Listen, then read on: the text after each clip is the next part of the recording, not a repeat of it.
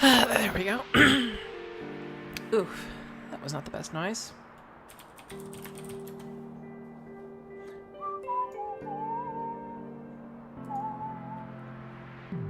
And I need to make sure that this is making noise. Sorry for your ears. For the volume balance is okay. Move that there, close that down. Move that over there.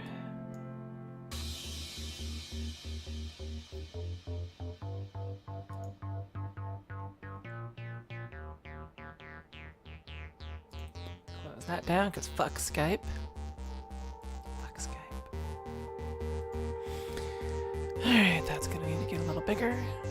I don't need to be looking at that at all. And that's for Jackbox stuff, which maybe this weekend I'll see if I can't get some people together. There's one wound up kitty. Hello, Repower. I may get cat interruptions, we'll see.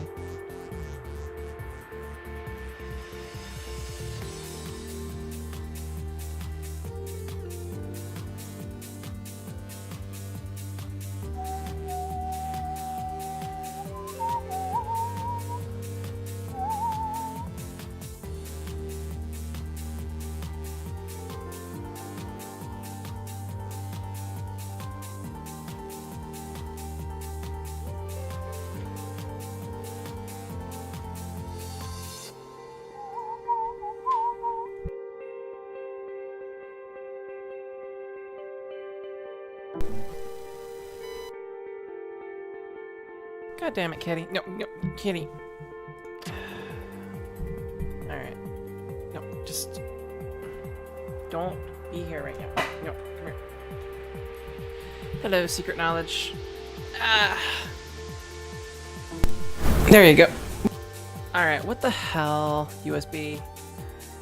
That was an unplug of... the cat probably did that. That's probably loose back there.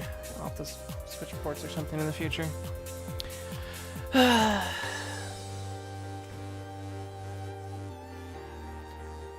My volume's okay though, right?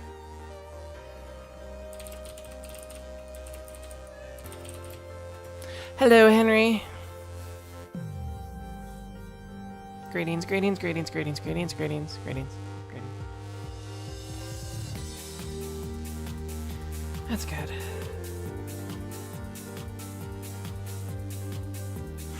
I came home and Ortho was asleep.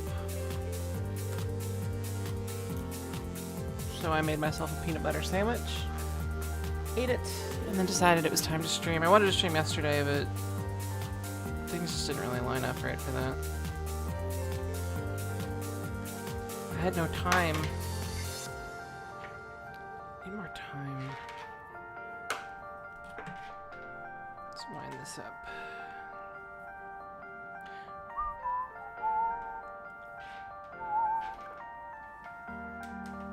Yeah, we only have one cat, so we're able to just leave his food out and he eats as he desires, which is not very much.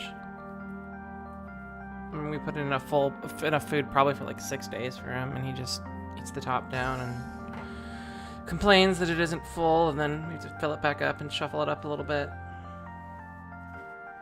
But that's the way he likes it, because he's a neurotic kitty.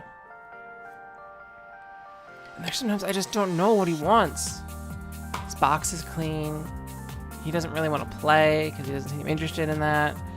And he's got water, he's got food. Fucking cats.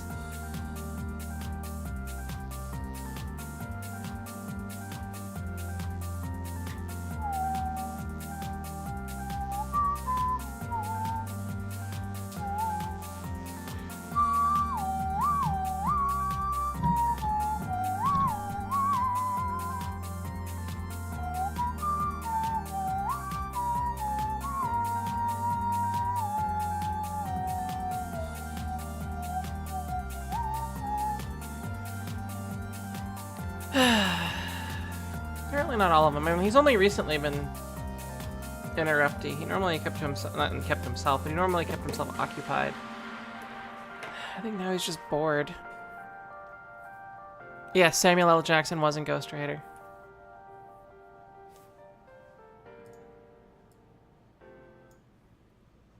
And he did not say the word motherfucker, as far as I know. If he did, I'd love to hear that. Samuel L. Jackson telling a bunch of kids on PBS about the motherfucker. Is this? Oh, it's still set up on Hacknet.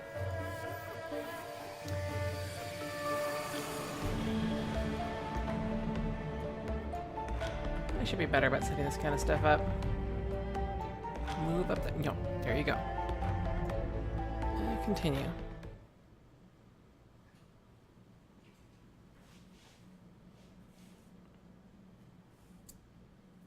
He's in Coming to America.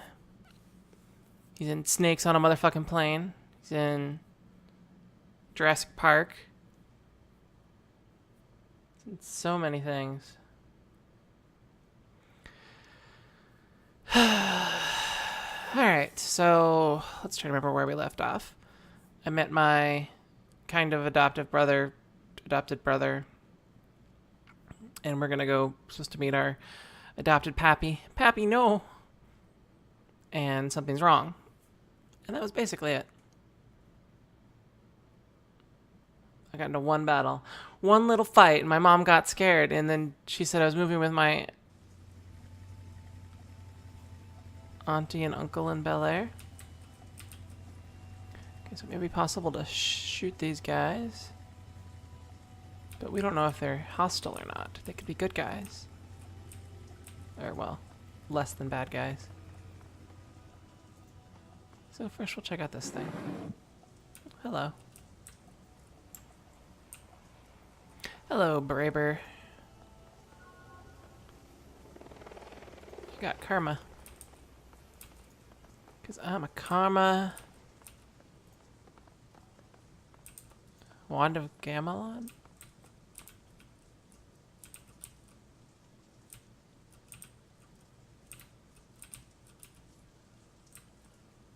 Is it alternate that shows all those? Yes, alternate shows all of those. Did I miss anything over here that I could be able to see? No, I did not. What's this? What's this? What's this? There's something over there. What's this? I picked up some Nuyen.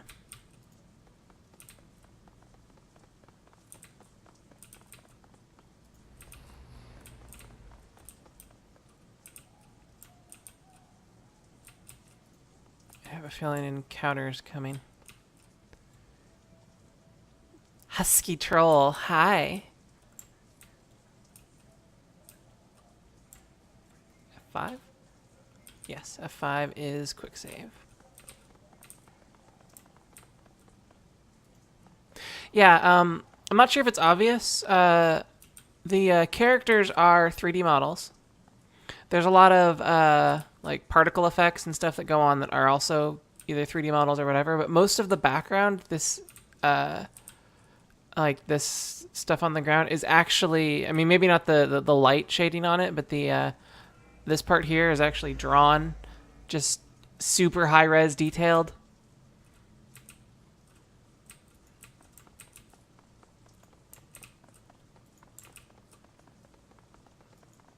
I feel like we might want to engage with Husky Troll.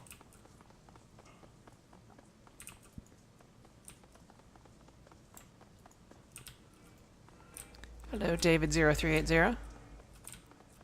Alright, let's go engage with Husky Troll.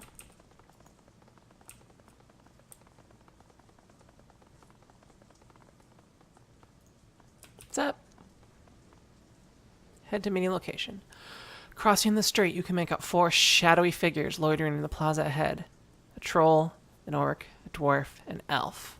2 men, 2 women. They're different from the smugglers on the dock. Alert, poised, professional. You can see they've made a token attempt to conceal their weapons. I don't think this one here has.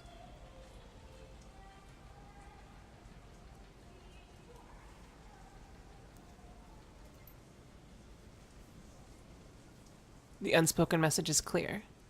Or strapped. Mind your manners. Wu stands up tall. Takes that amused tone he gets when he's standing toe-to-toe with someone bigger. Someone who doesn't know they're about to go down. Evening, folks. You got permits for them bazookas? Husky Troll The thick troll pulls his mouth into a comic frown. Permits. Give me a minute. He makes a show of patting his pockets. Nope, guess not. Must have dropped mine in dumpster, along with last idiot who stepped to us. Wu coolly surveys the scene, nods in a friendly fashion. Was that right? Well then.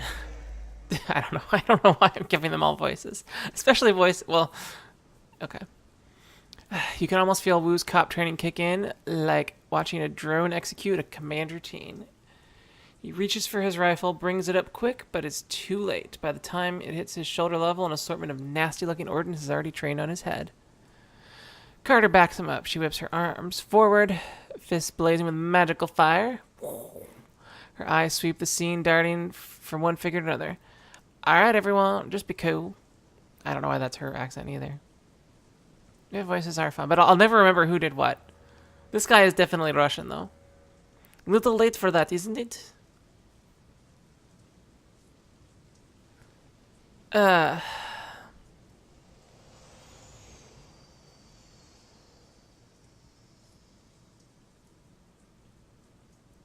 Let's see. I think I have a sword. I don't even have a gun. I'll just raise my weapon and be like, nah, it's never too late to be cool. I'll stab you in your fucking face.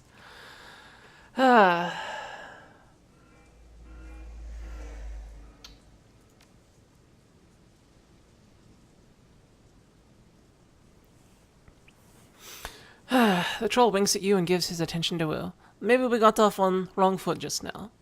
Something we can do for you, officer. Officer. It's hard to say words because, you know, I'm not from around here.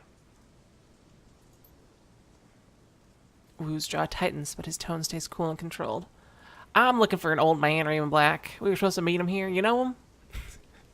Get her done. Mm-hmm. Yes, I know, man. To me, it just... I don't know if you've seen the Will Ferrell movie, Anchorman. But there's a scene where they have this big escalated fight. This is where that escalated quickly image comes from. But Steve Carell standing in the middle of a fight where everyone has, you know, swords and tridents, and he's just sitting there holding a grenade screaming, what the fuck is he gonna do with a grenade?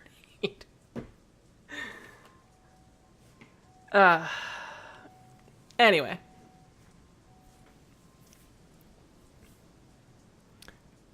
Let's see.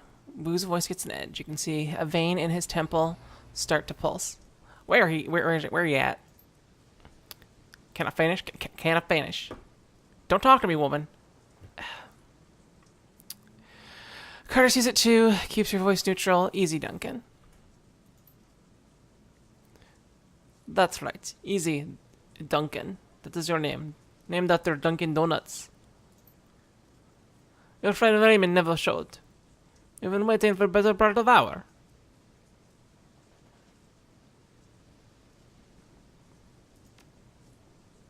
No one you want to mess with because, you know, we have big guns. I have horns. Several of them.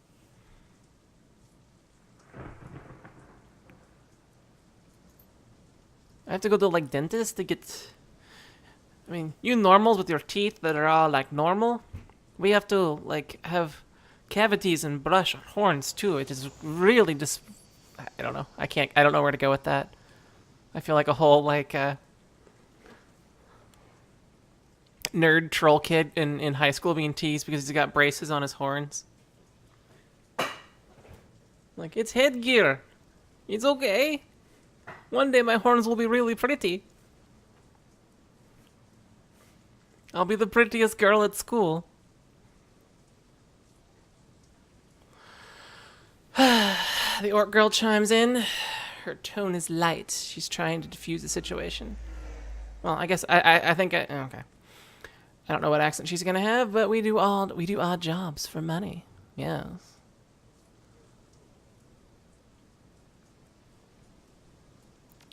Keep talking. The troll's yellow-brown tusks shifts to a smile again. He needed friends, kind with big arms. I mean, heavy arms, with guns. You know, the ones that you shoot people with. Old man hired us to take you all on little excursion. Hired you? Hired you? Furrowed brow. Oh. Hello, Geek Brigade. I'm inside your computer. Kind of. They're an odd assortment. A cybered up troll. Wow. An orc girl and with magical fetishes. That's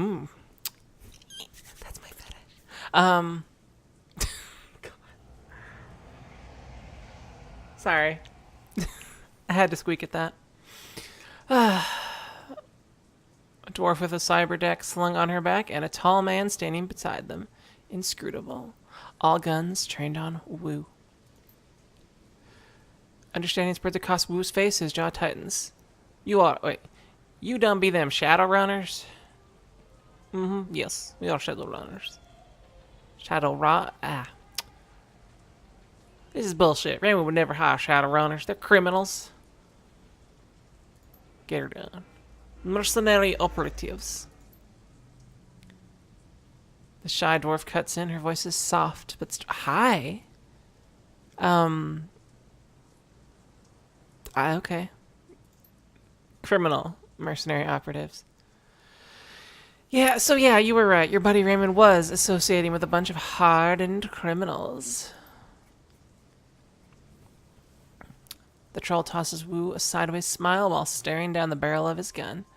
Sorry to burst your bubble, Lone Star. Guess you didn't know the old man as well as you thought, huh? Wu tries to shake it off, but he's struggling to process the information. You can feel the heat coming off him. The runners sense it too, and they tense up tight. They're keyed on Duncan, and their guns are big. The looks on their faces make it clear.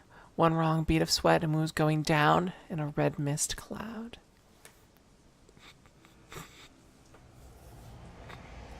Sorry. I may have read that a little too, What kind of red mist or is he going down on? Anyway. Carter remains completely still. Her voice is level, moderate. She's done this before. Let's all stay focused. There's no need for this to get ugly. She speaks quietly to Wu, who listens without turning, his focus squarely on the troll. We need to find Raymond. These are people who can help us. Everybody loves Raymond.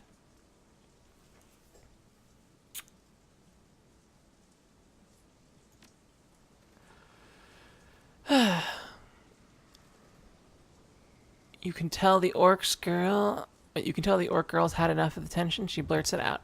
The old man wanted us to take him into Kowloon Walled City. I don't know what Kowloon Walled City looks like in this universe. And all of us as well. The two large rats clinging to her hip and shoulder poke their heads out of the folds in her clothing. They fix their beady eyes on you intently. You know the Walled City.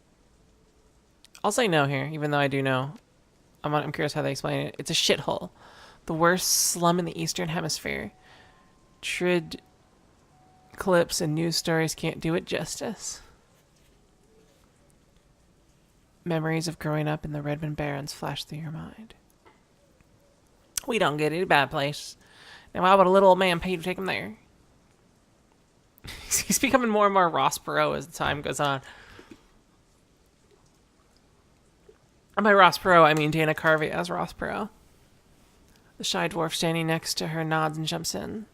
Wouldn't say. He mumbled a lot too. Just kept rambling on and on about he had to get in. Under ordinary circumstances, I never would have accepted gig. Walled City is the last place I want to go. But old man rolled truckload of Nguyen. And got to eat, you know? And got to meet. And got to... Ends... How do you people say this? Got to eat and ends meet? Yes, that is it. Yes, something like that. I need to polish my horns.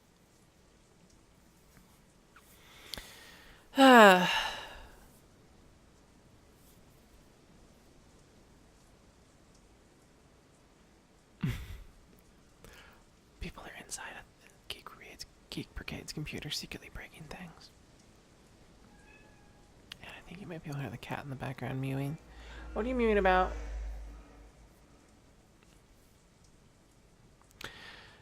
Wu risks a glance at you. His weapon remains trained on the Shadow Riders, but a flicker of uncertainty plays across his face.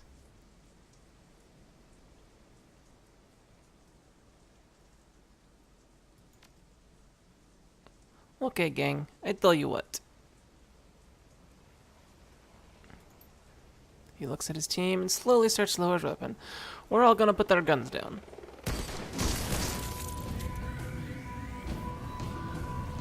Uh-oh. Snipers! Everybody's... Wow. Everybody but Sexy Dwarf, me, and my bro got capped. Can I steal his weapon?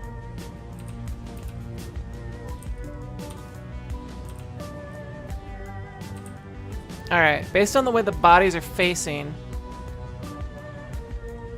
I can't tell which way the snipers... There were multiple snipers.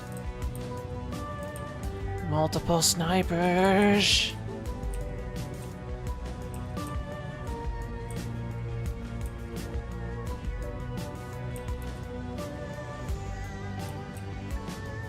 I don't see any grassy knolls.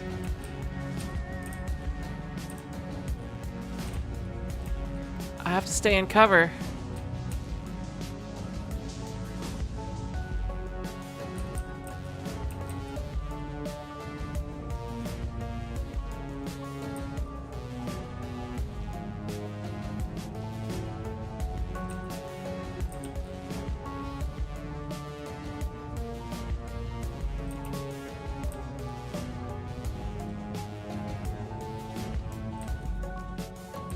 Now, based on the fact that she was hit, it makes sense to assume that...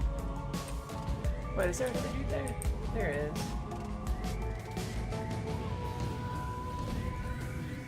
Run your butt over there. The sound of high-caliber rifle shots hang in the air, and the red dots of lasers sweep the area. Carter, the troll, and the silent elf lie dead in the widening pools of blood, their heads broken open like melons dropped from a 4-story building. Ah, they're Gallagher guns. The orc girl screams from cover. Nightjar, Nightjar, come on, talk to me. Wait, gunshot, no, no. She turns to the dwarf, her eyes wild with fear. Oh shit, this isn't good. A voice blares out from a loudspeaker. This is police. Lay down your weapons. Put up your hands behind your head and come out where we can see you. Duncan Wu, Andrea Boofkin, I forgot about that. Oh, I forgot the name. I think that was Henry's fault. Come out where we can see you. You have 3 seconds. I'm sorry, I'm too busy laughing at my own name. Let's see. Duncan crouches behind cover, his gaze locked on to Carter's corpse. His voice comes out in a hoarse roar. Stand down, damn it. I'm law enforcement. Lone Star. Lone Star! I've been jammed. Boopkin. Oh, Henry.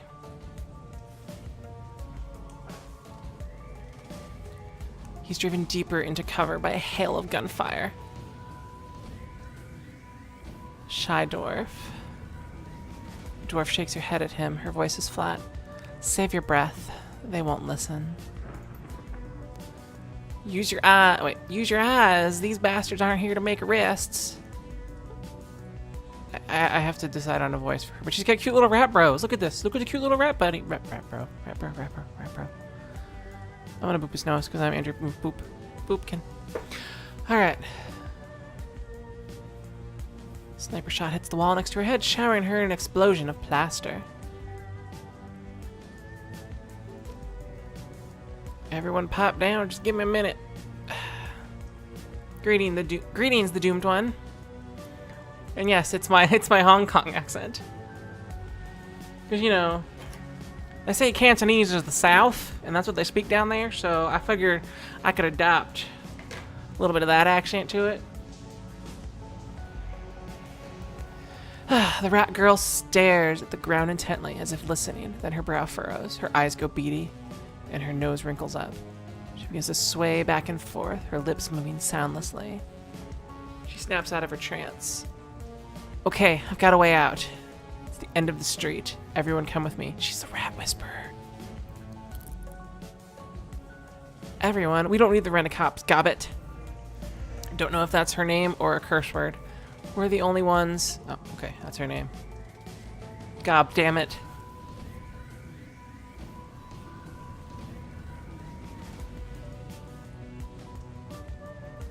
Wait, the voice of the speaking click in every what's the speaking click? Clock? There's a speaking clock in every country? I don't get it. But I will say that, you know, at the tone, the time will be 5:18. Beep? Boop? I don't know. Okay. Oh. Sorry.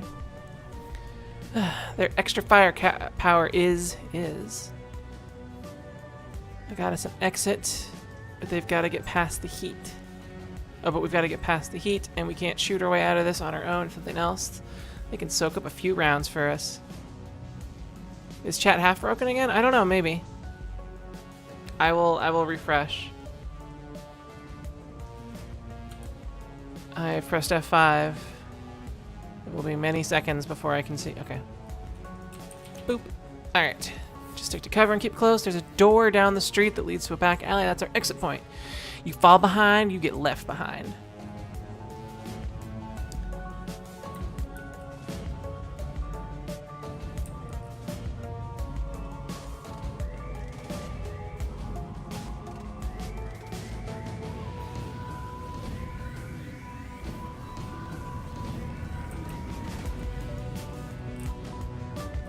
F5.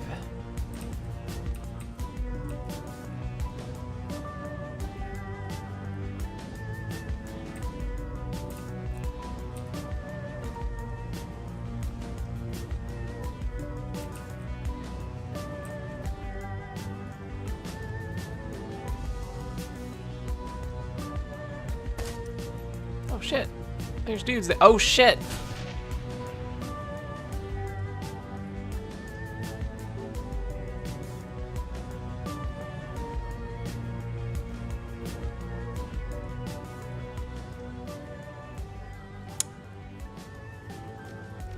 I don't have enough. Cut your face off!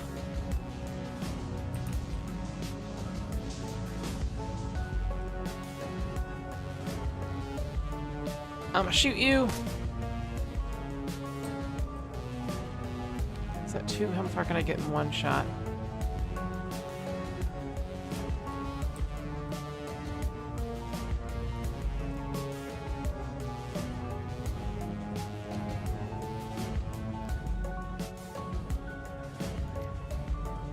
I'm just gonna shoot you in the close range. I missed. Wow.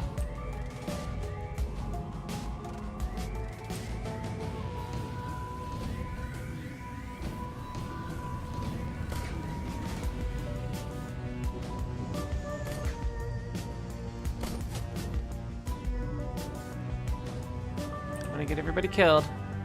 Don't I have a grenade?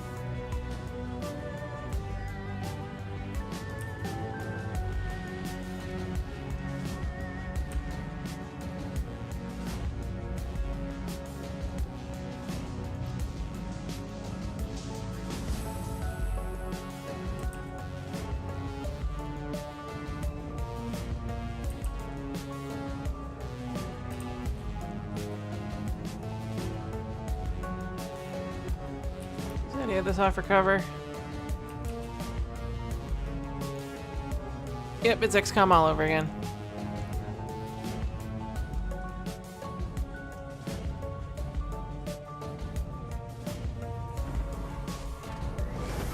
Oh shit.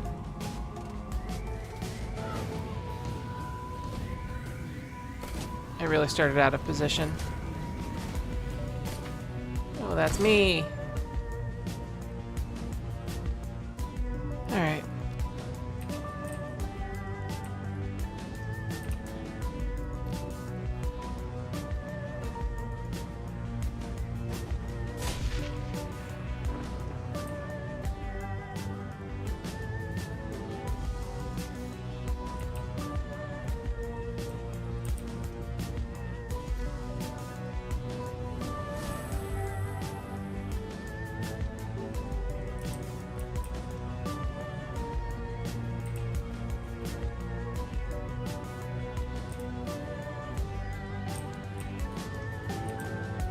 I didn't see them and I let myself get grenaded, so I may have to end up reloading.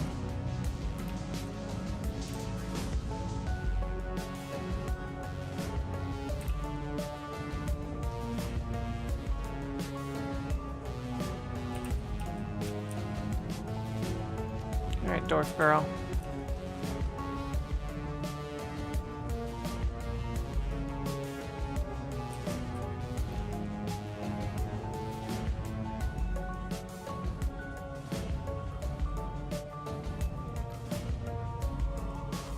Can I just toss this?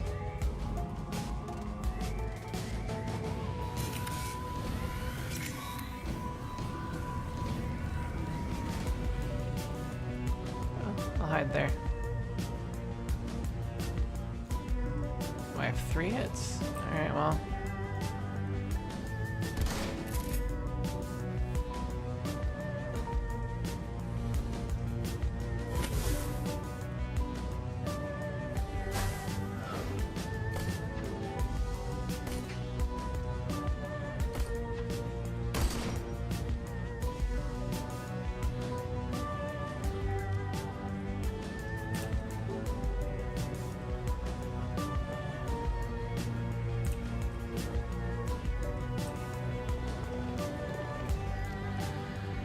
Okay.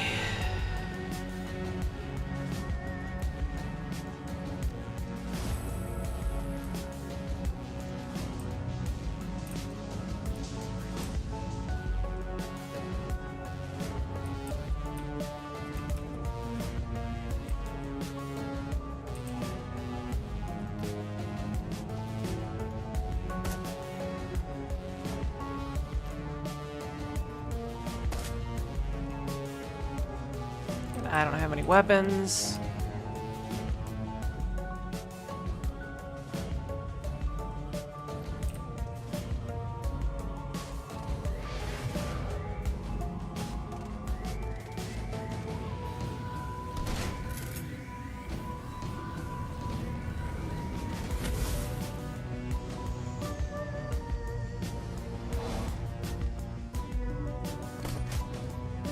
I'm like the worst possible position here.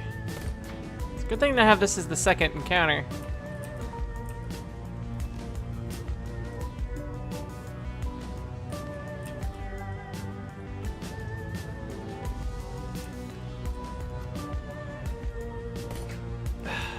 Stop missing people.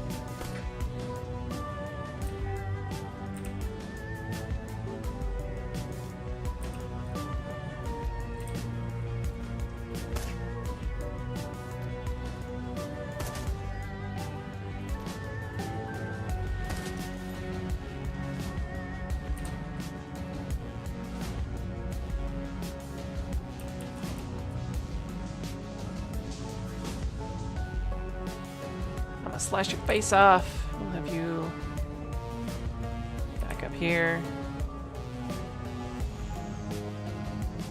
And put some extra aim on you. Aw, that didn't hurt.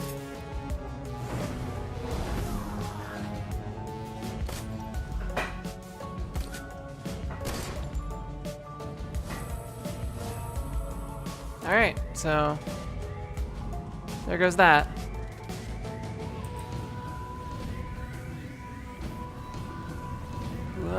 Slash! I'm gonna have to reload. I got completely caught out of position.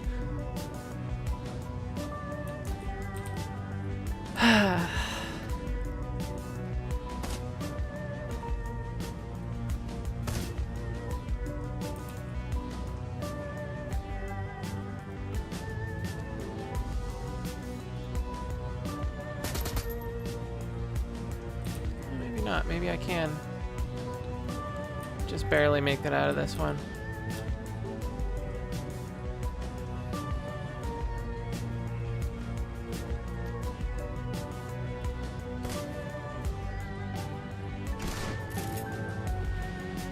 These drones are gonna cut me to shit.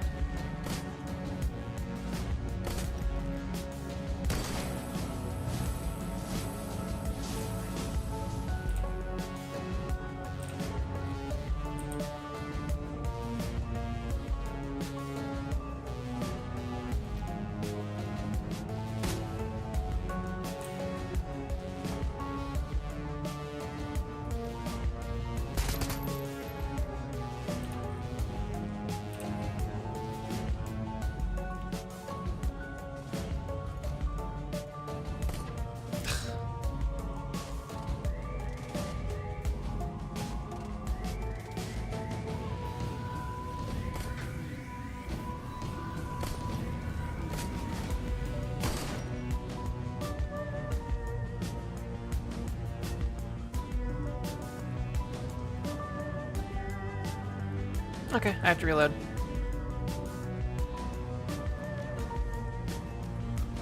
I don't have enough stuff.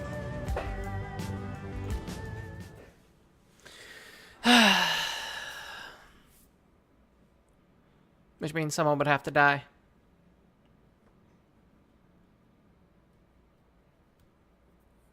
And I assume that's not what they expect to happen on your second encounter. They didn't fix the load times, that's for sure.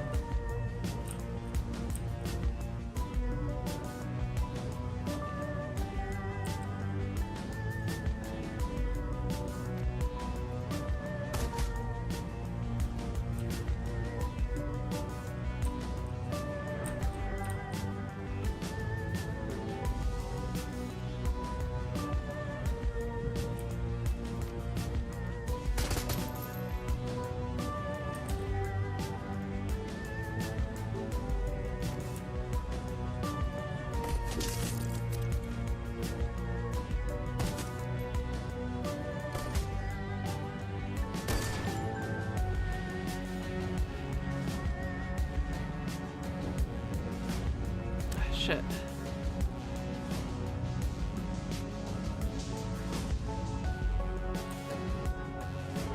Somebody tells me this sniper doesn't actually exist.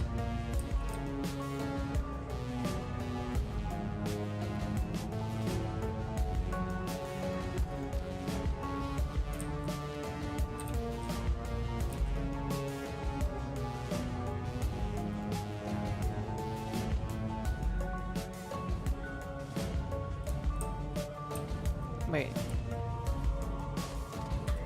Ugh. It's a little early to do this game.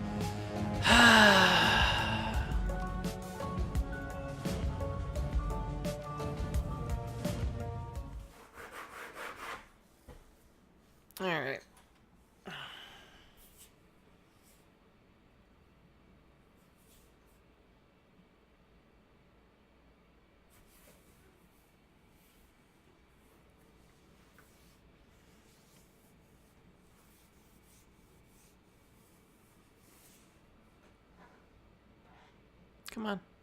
Come on.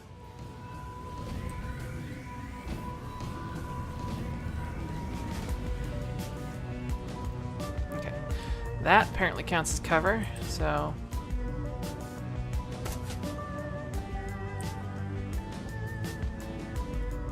that counts as cover.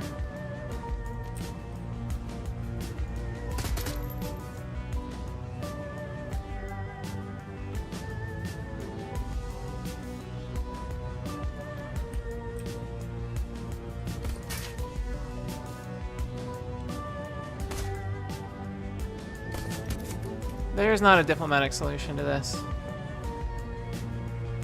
And I'm hit too much to be able to really do anything.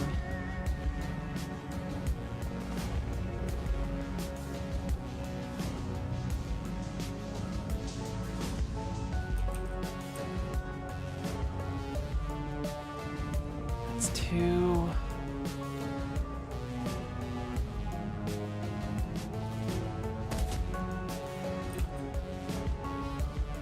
let's come back to you later.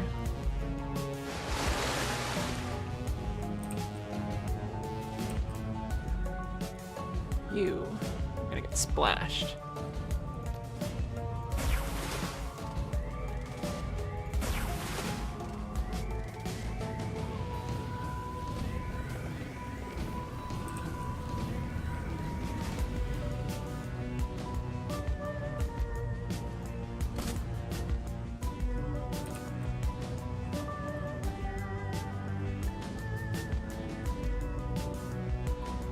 Move there. What?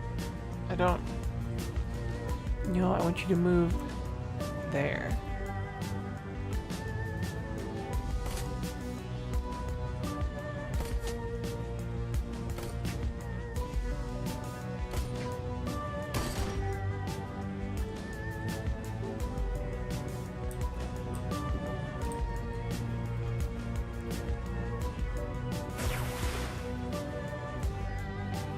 You know what? Let's get Duncan closer first.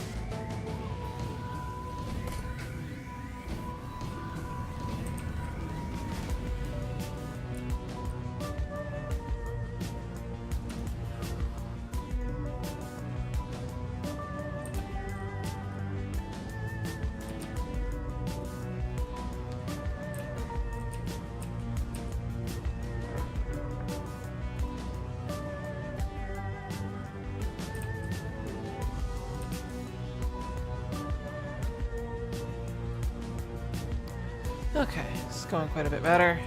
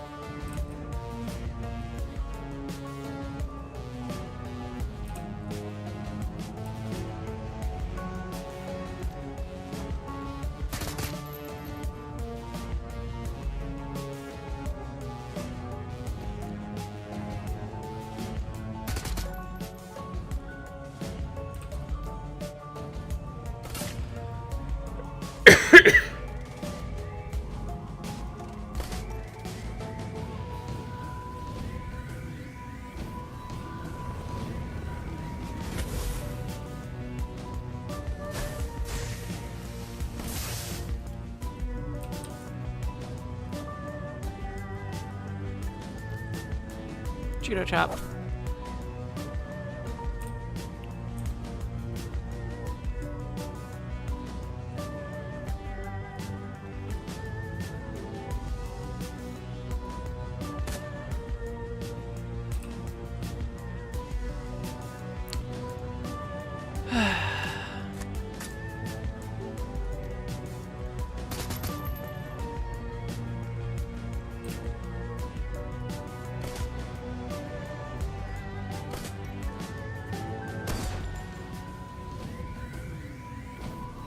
Alright.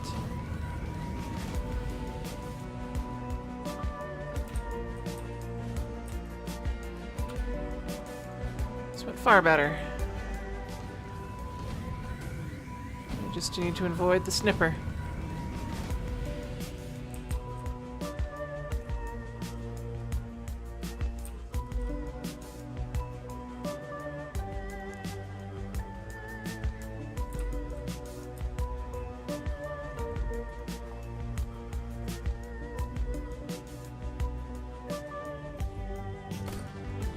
Oh shit, there's more of them.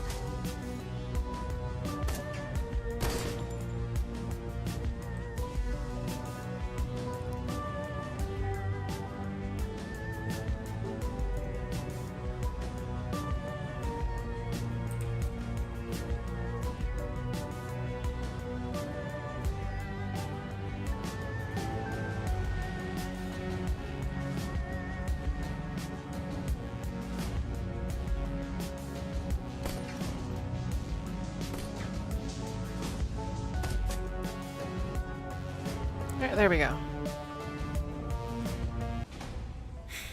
I get it, Decker's guy. Machines with a computer and organics with a machete. Yes. Okay.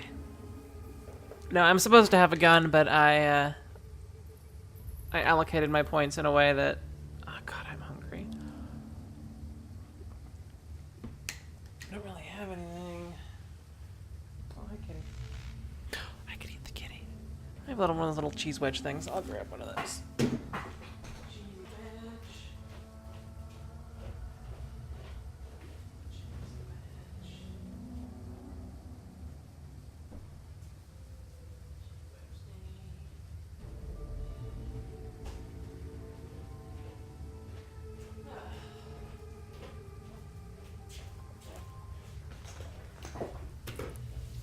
Okay, the rat shaman guides you from the doorways on the street to through an eternity of winding alleys, damp sub-basements, and empty buildings. Stumbling through, that's the sound effect of stumbling through all that stuff, by the way.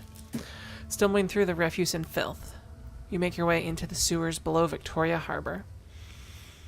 It reeks down here, but it's quiet. Gobbet stops, sniffs, and then wipes her eyes with the back of her wrist.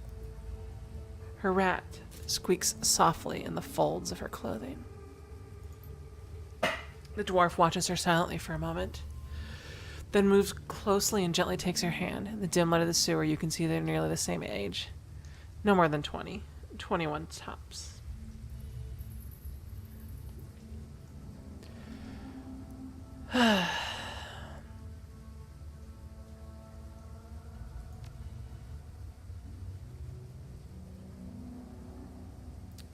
She keeps her head down to the...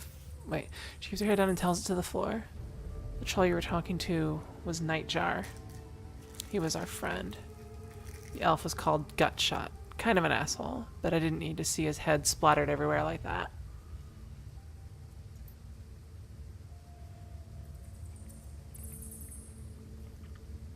Nightjar was a good guy. Always had our backs. Isobel's and mine. Isabel nods in agreement. Her voice is flat. Rare to find a runner that you can actually trust. She looks to her friend. Are we clear? I think we've shaken them. Yeah, we're clear. Wu begins pacing. His boots splashing in the sewer water, creating echoes down the tunnel. You can feel the tension coming off him in waves.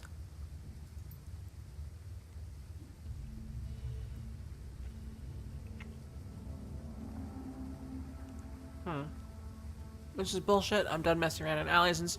This is bullshit. I'm done messing around in alleys and sewers. I'm done running from the cops. Pokes his thumb in his chest and spits his anger forth in a raspy growl. For fuck's sake, I am a cop. Let me finish chewing.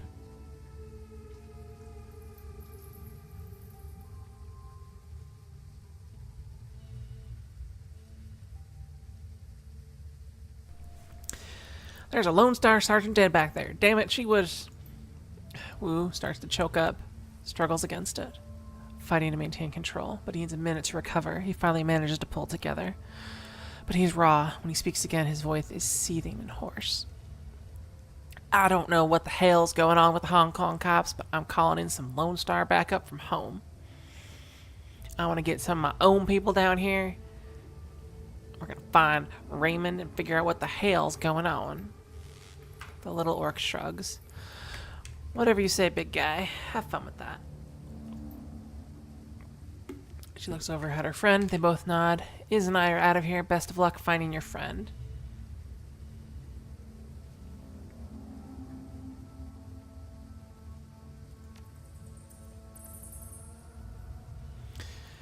She looks straight at you. Her tone is flat, and he's probably a dead man.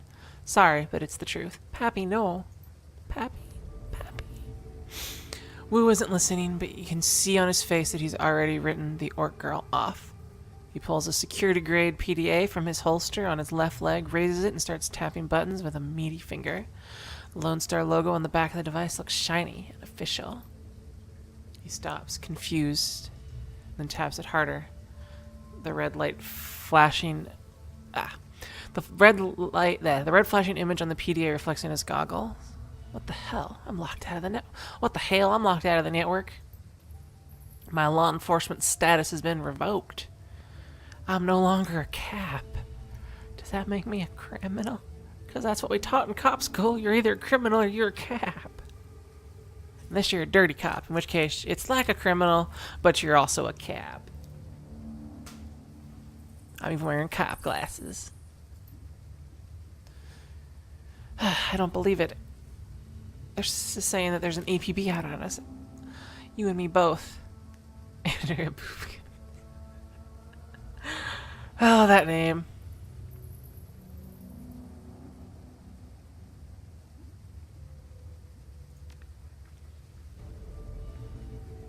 Wu glares at the wall, a storm raging across his face. Psh, fucking hell. His hand clenches into a fist right at his PDA. This just keeps getting worse. He leans forward as if to punch the wall, his knuckles rapping against it softly, a pantomime of barely constrained rage.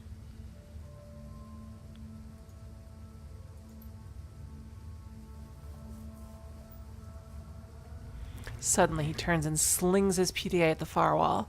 It hits hard, bounces back, and clatters to the ground. At his feet, he looks down at it, spent. The orc mouths okay to herself, eyebrows raised. And on that note, I think it's time for us to say goodbye. Come on, Isobel. He's an accent dancer.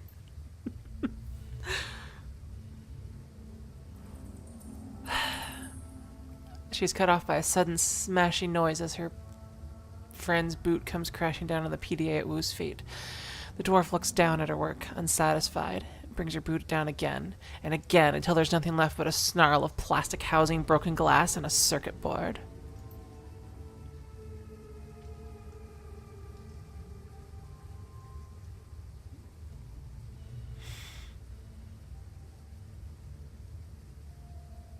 Let's see. She looks up at Wu, her chest heaving, and points to the pile of scrap she's just created. Police issued. They can trace you through that. She turns to you, hand out. Yours too. It's on the network. We bury our own. You crush the PDA in shards under your feet while Isabel looks on blankly. Good. She looks over at Gobbet, sighs, and then reaches into her jacket pocket, pulling out 2 new PDAs. She hands them to you and Duncan. Burners. I suppose it's the least we could do, after your help back there.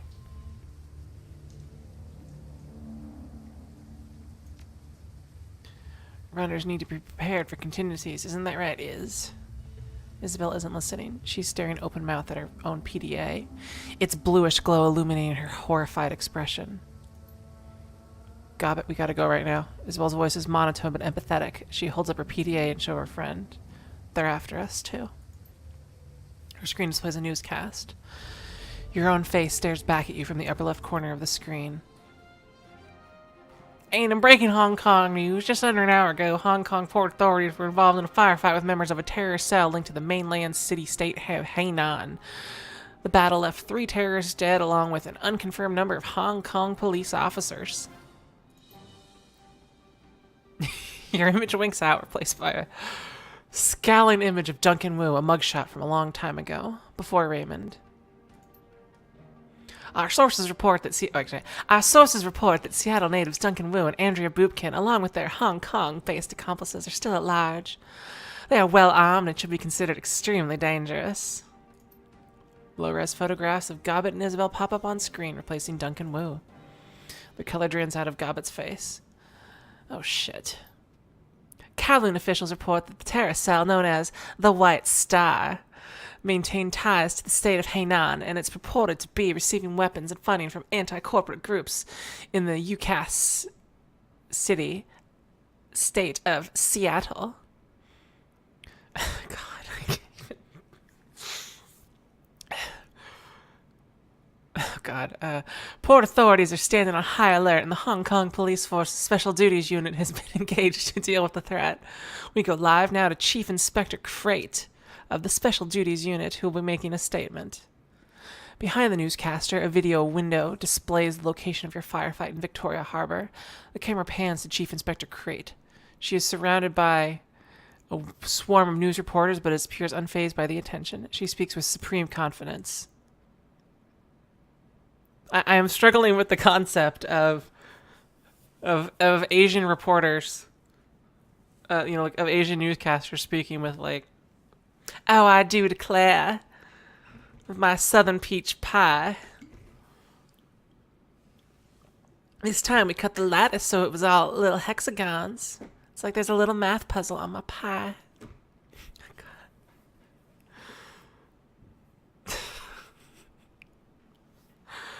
Okay. Wow, she does look intimidating.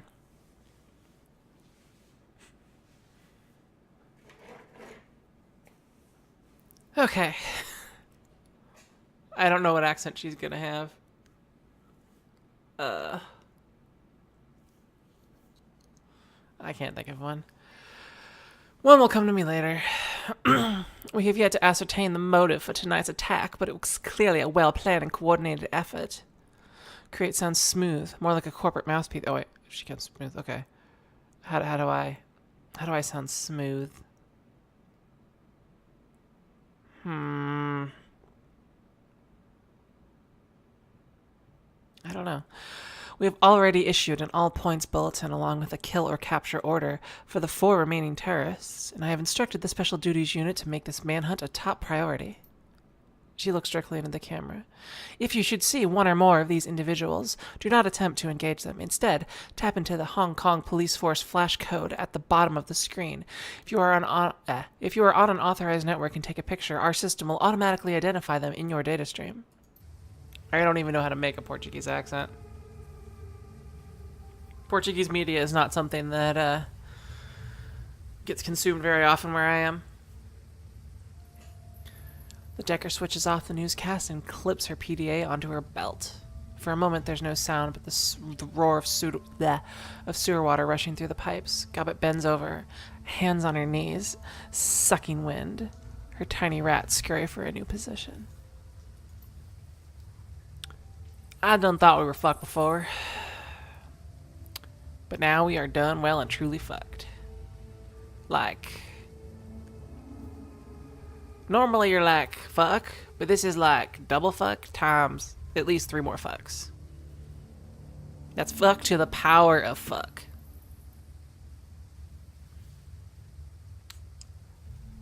Okay. Does not look good at all. Not at all.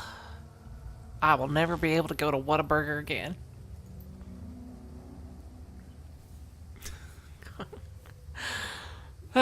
He begins stalking back and forth, a panther in a cage. They've labeled us as terrorists. There's an all points bulletin out on us, and I've heard this kind of announcement before. I know what comes with it. It doesn't matter if we have nothing to do whatever with whatever fucking city state. They're gonna hunt us down. It's open season. They're gonna get her done, and we are the hers. We're the that they're gonna get done. Isabel nudges the remains of Wu's PDA on her booted toe. And the two of us will be hunted down right alongside you. Yeah, I was going to say, I've talked to several native Brazilians, or whatever you want to call that, but European Portuguese. Someone tweeted at me. I do not have much experience with. Twitters. We gotta go deep, hit the mainland for a while until we can figure this out. Find a hole to crawl into.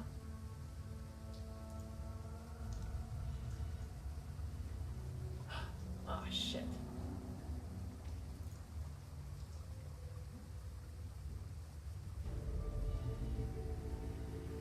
Looks like Lady Killer in a Bind just dropped. I don't know if I can stream that.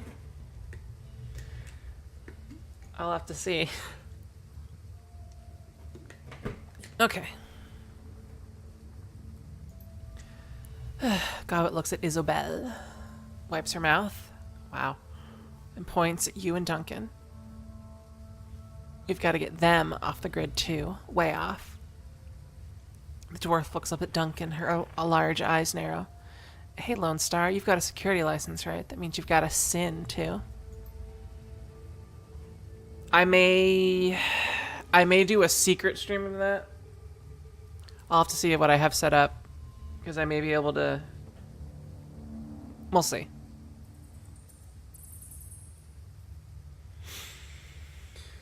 It's been a while since I've set that up, but it should still function.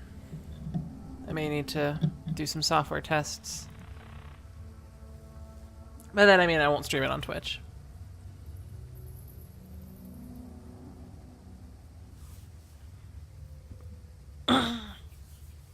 Of course I have a sin.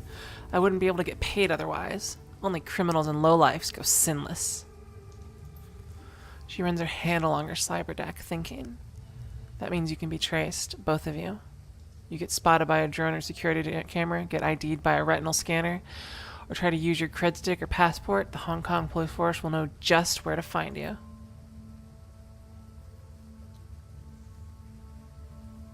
I know how a system identification number works, runner.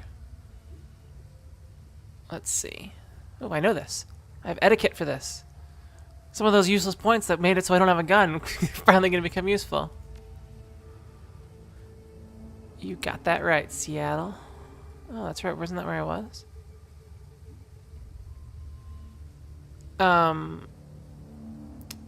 The game is called Lady Killer in a Bind. Google search it. It is a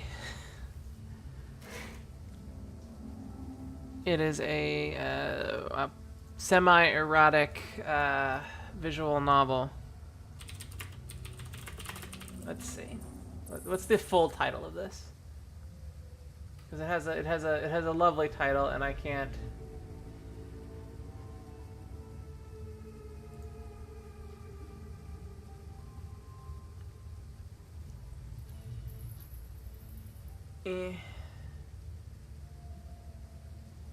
Oh good, there's a censored trailer. Censored trailer right there.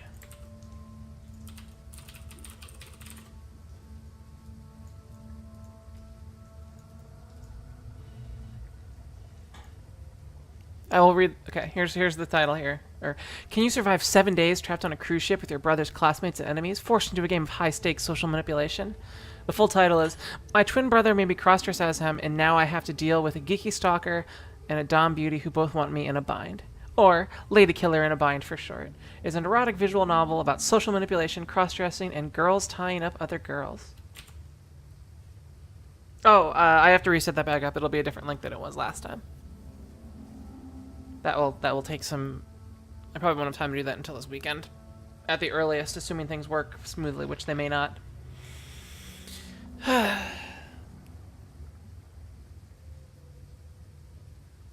But it would be nice to get that going again, because reasons. We're just as screwed as you are, me and Iz.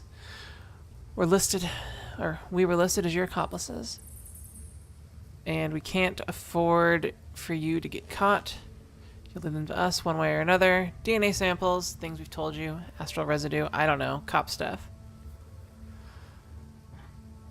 The little Decker looks from you to Woo, eyes narrowed, sizing you up.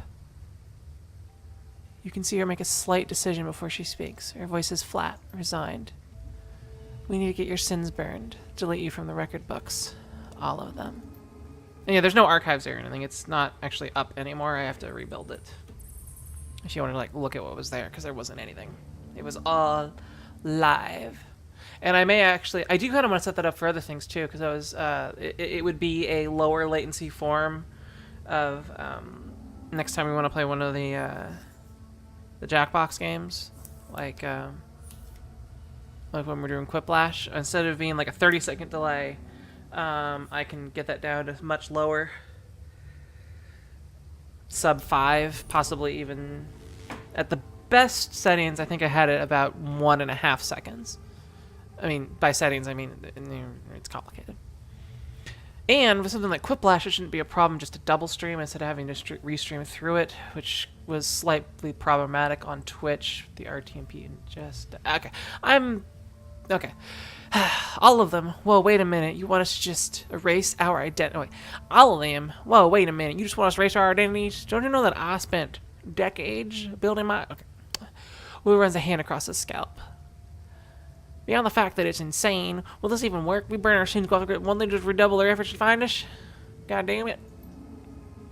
Condescension seeps its way into Isabel's dry tone. Imagine playing a game of hide and seek with a siren strapped to your head. Would you rather try and hide with the siren, or with the siren conspicuously absent?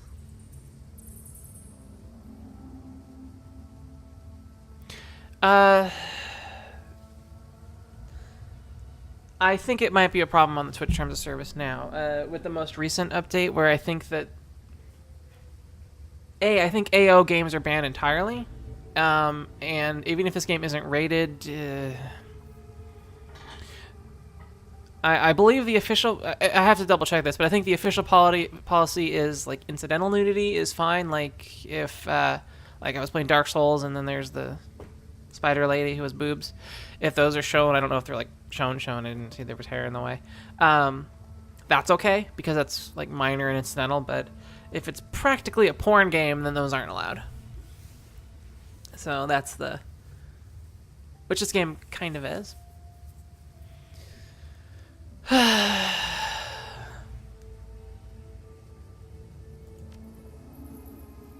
gotta ask for help. I haven't played Heavy Rain. There's only one person we know who has the kind of pull it takes to burn us in and hide us from the cops. Kindly Chang. Sounds like a restaurant. Yeah, well, she's not. And don't let her hear that you say something like that, or you'll be searching for your tongue on the floor. She's what's known as a straw sandal, a kind of middle manager for the Yellow Lotus Syndicate. They're triad. Kindly Chang controls all the illegal activity in our neighborhood. Smuggling, bootlegging, counterfeiting, marshmallow creation. You say that, SS Drippy, but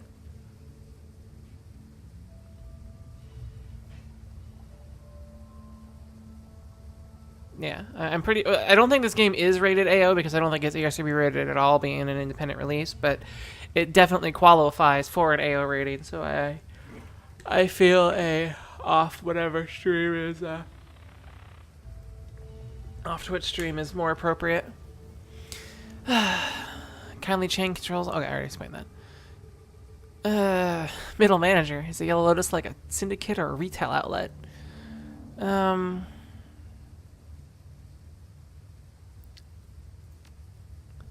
do not get the wrong impression. Kylie Chen is no bureaucrat. She controls a good-sized portion of Kowloon's underworld. She has soldiers, resources, she's smart, and she is not to be underestimated.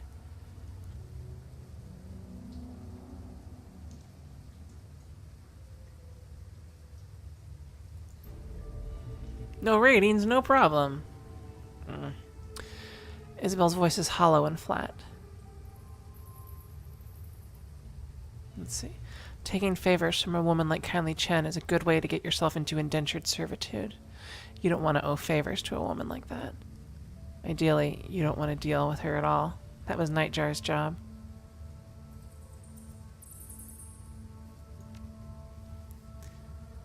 Let's see. What did we just tell you? She's got her fingers in everything, including brokering shadow runs for the core. Kylie Chen is our fixer. Gobbet tries to make her voice light, confident. Just stay on her good side and you'll have nothing to worry about. Now let's get this done before one of you trips the APB and all hell breaks down upon us. Okay.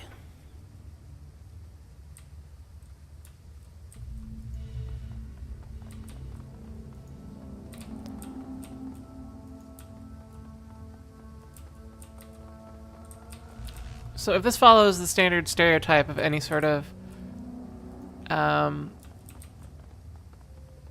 East Asian environment, she's gonna be wearing that red that like red dress thing, and she's gonna be slightly chubby, like puffy cheeks and like a hard cold stare. You can tell that whatever business she's in, she's been in it a while, and do not fuck with her. We'll see. We'll see how cliche that part goes.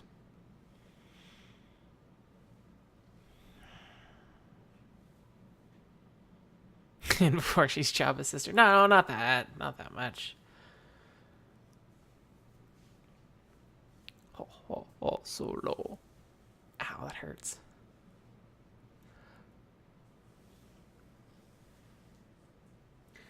I wanna be the very best, and this song has copyright. Continue, click, click, click. Click, click, click. Gonna click them all. My game is auto-saved. Why the hell is it not going on? Click, click, click, click, click. I hope the game didn't crash. Let's browse the internet while we're waiting. Come on. Don't crash during saves. That's rude. Because that freaks people out. Let's see. I'm not out of space or anything, am I? Oh, there's 11 gigs free on that drive, so that's not a problem. Click, click. There we go. I clicked on something. Okay. Karma gain 5.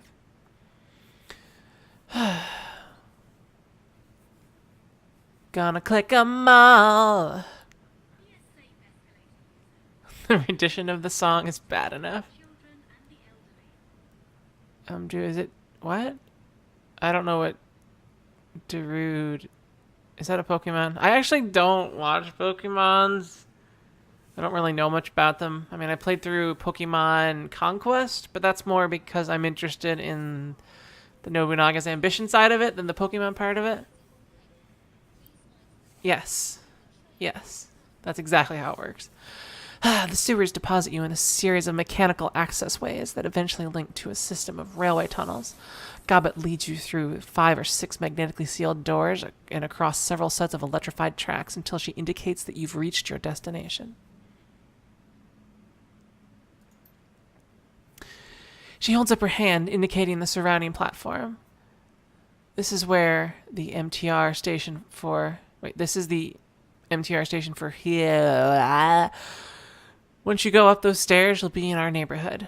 Kylie Cheng runs her operations out of a mahjong parlor called Swift Winds. God.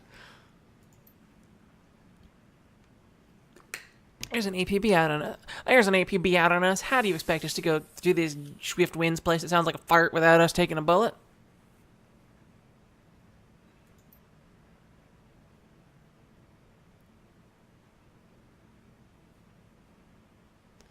I don't know what Darude Sandstorm is. Okay. Is well known as a protected area. Kindly Cheng sees to that. It's a shadow community. Smugglers, hijackers, black marketeers, you get the idea. Cops tend to give the place a wide berth. Isabel gives a shallow nod. Her gaze remains planted on the floor. Oh, it's a song. Okay, I've never heard it.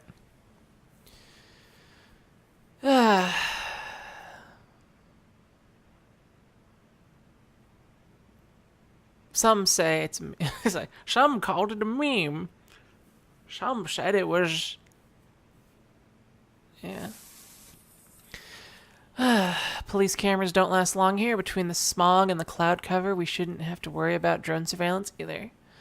The HKPF won't find you, and not if you follow our lead. Gobbet widens her stance, puts her hands on her hips. Ooh. Now here's how this is going to work.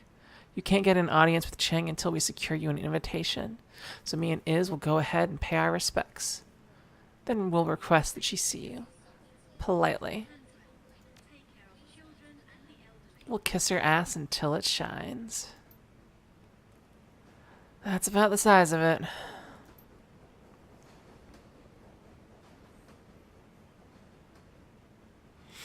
One more thing. Kylie Cheng is a dangerous woman. She may seem friendly, but don't let your guard drop. And whatever you do, do not disrespect her.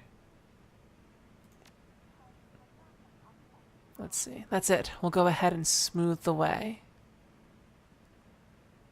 Just give us a few minutes head start. Don't talk to anyone.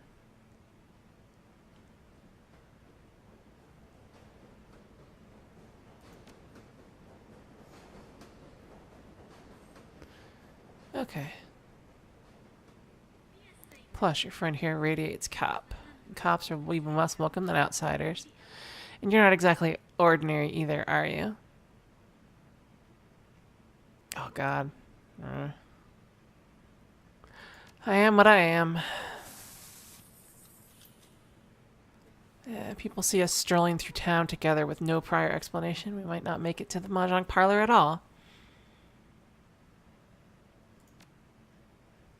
We're helping ourselves as much as we're helping you, Seattle. Get your sins burned. We need to get your sins burned as badly as you do. We need to figure out a way out of this shit or we're all dead. Plus, we could use the muscle right now. Just saying. She quickly turns away. See you at the Mahjong parlor. Okay. Oh. The Shadowrunner's footsteps quickly fall away, and when you're done, and then you're alone with Wu. He grunts something unintelligible and begins a panther-like stalking.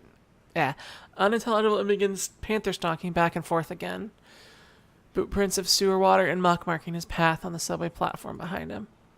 Minutes pass. Wu stops his pacing and runs both hands over his face, groaning a sound of anxiety and disgust. It dissipates, and he stands there silently, his hands covering his face and shoulders shaking with emotion. Then he begins to laugh, the laugh that comes from deep down, from a place where fear and frustration and impotence swirl. Oh, so it's a 10-year-old EDM track, and suddenly it's popular? Okay.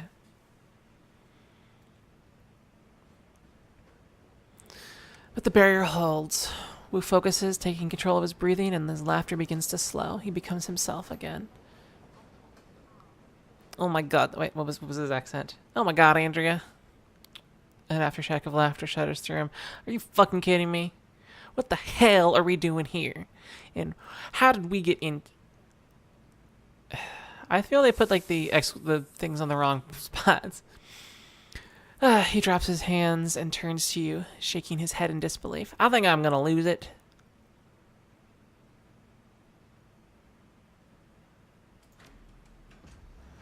Wu walks to the wall of the subway station silently. He stands there for a moment, lost in thought, and then his fists explode in a flurry of punches.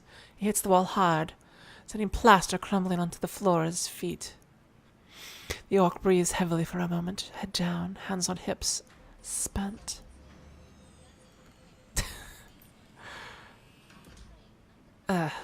Carter is dead, Andrea. They fucking ended her. She was like my bro girlfriend, kind of bro friend. What it's like a bro, but it's a girl. What's the word for that? That isn't where you don't stick the thingies together. Frank, bro? I don't know. Fee-bro? He puts his hand to his forehead. I don't know what I'm gonna do now. Sounds like she was way more than just your partner. He turns to you with a blank face. More than just a partner, of course. She was... Then he gets it and... Wait. Then he gets it and his hackles raise. She was my training officer, you idiot. My mentor? It looked like you two were close. Wu waves you off with a gnarled hand. Carter was my partner. She had my back. Do you know how important that is? Do you know what it means to lose that? When you're out there on the streets facing down a food riot and you know someone's looking out for you, that's when you're standing next to someone you can depend on. That was Jimmy Carter. Wait, Carter. She killed all of the guinea worms that she could possibly get her hands on. She just like ripped them in half with the guns. It was awesome. And now she's dead of brain cancer. Brain-based lead poisoning of the brain. Ugh. His shoulders slump, and he exhales heavily. And she was like my compass, my anchor, or some such shit. She kept me, I don't know, sane.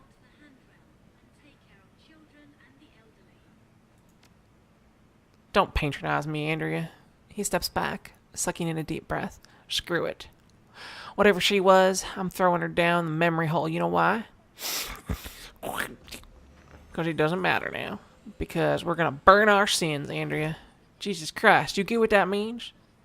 When we do that, we're dead. To all the world, we're dead. We're wiped clean. Praise the Lord and friend our sins. Anyway, he counts off his fingers. Raymond, the house we grew up in, my career, Carter, all gone. No home, no money, no identity, nothing. He waves his hand, brushes it all away. We'll be nobody.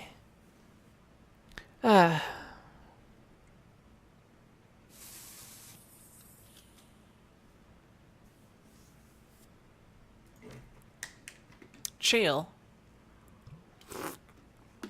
Who the fuck are you to tell me to chill after what just happened? And you aren't losing what I'm about to lose either. Our paths went in different directions a long time ago.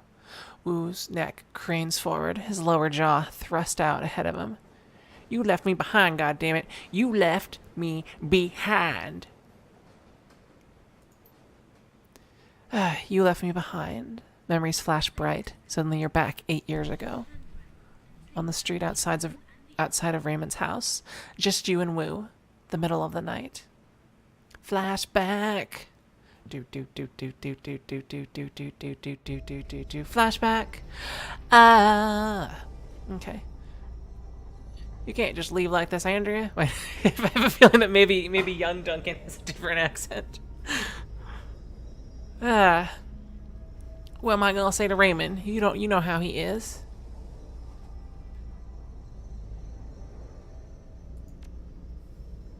That's what you keep saying, and you won't tell me what's going on.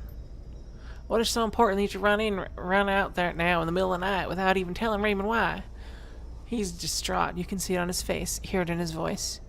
He used to be so lost without you. Oh, I get to pick the truth. Oh shit, I get to pick all the truths. That's what I would do. I thought I knew all your friends. I don't like this, Andrea. Sounds like the kind of shit we said we'd leave behind. Look, whatever's going on, I can tell you one thing. Raymond will not approve. He will not approve. Approve? Okay.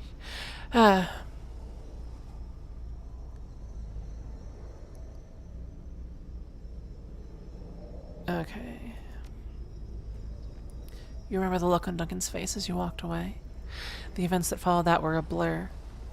One that you don't care to remember. 3 days later, you were behind bars in a private corporate prison. No interrogation, no charges, no appeal. Years later, some corporation bought some other corporation, and the board of directors pushed through some sort of reform agenda. And the higher-ups gave an order, and then you were out, with a few $100 million to your name and one scary-as-hell non-disclosure agreement ensuring your silence. Not that it mattered to you anymore. You were starting fresh, determined. Until Raymond tracked you down, left you that voicemail, brought you to Hong Kong and back together with Duncan Wu.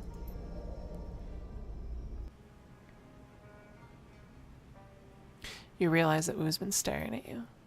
Now let's hear it. Where the hell have you been all this time? Why didn't you contact me? At least let me know you were alive.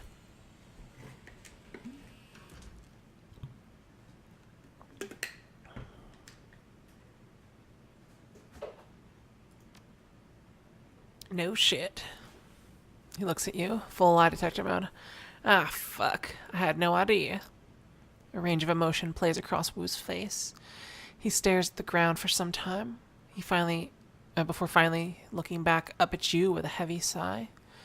Wow, I don't really know how to process that one right now. I don't know. If I'm still alive tomorrow, we can talk about this shit more. But it's right now too much, because I have just had every butt explode on me. My girlfriend's head exploded right next to me. My surrogate father may be dead. My surrogate sister may be a criminal. I saw some people's head get blown up. I blew up some other people's heads. Not a good day. This is about a C- on my days. We're removed on this island. Hunted by the cops. My partner's dead. Raymond is missing, and we're about to go see a crime lord about erasing our goddamn identities. And as a bonus, our only allies are a pair of tiny criminals who would kill us if they could, so they didn't have to deal with us. Listen, Andrea. Poopkins. Back in the Barrens, whenever I was out of control, you just handled the situation. Now, with Carter gone, I'm just a raw nerve. I'm afraid I'm going to slip back. I'm going to start hitting chickens again. Remember that? They called me the chicken hitter, because I would just go to a farm full of chickens in the Barrens and just start beating the shit out of them. I would choke them. I would choke those chickens so hard that they would just, start oozing all over the place.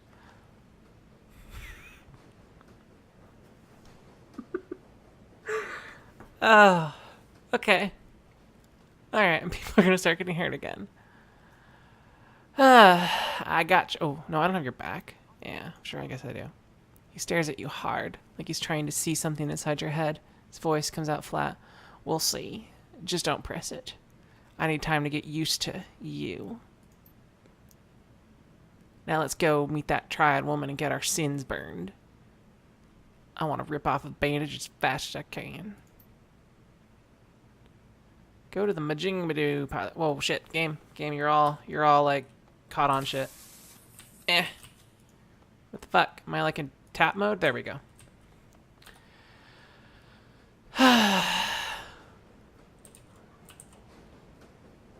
Oh, Geek Brigade, your vagina exploded glitter everywhere.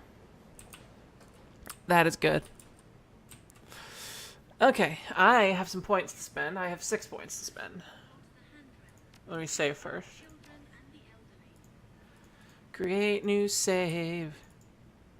Oh, I guess I just clicked there. Alright, game is saved. Let's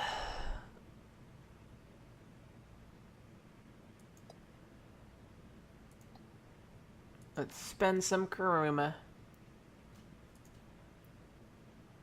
Okay, so I'm a decker, so I should be able to deck people. Now I can actually deck. Hi, kitty. Are you going to do something stupid? Okay. And I put way too many points into that so that I can get that. There's one more etiquette that I can get. Alright.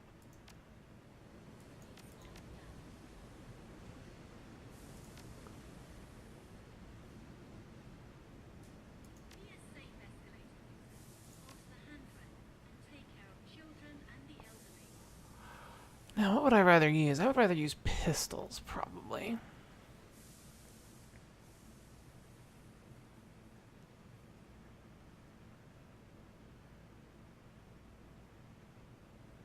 Pistols or rifles? Hmm.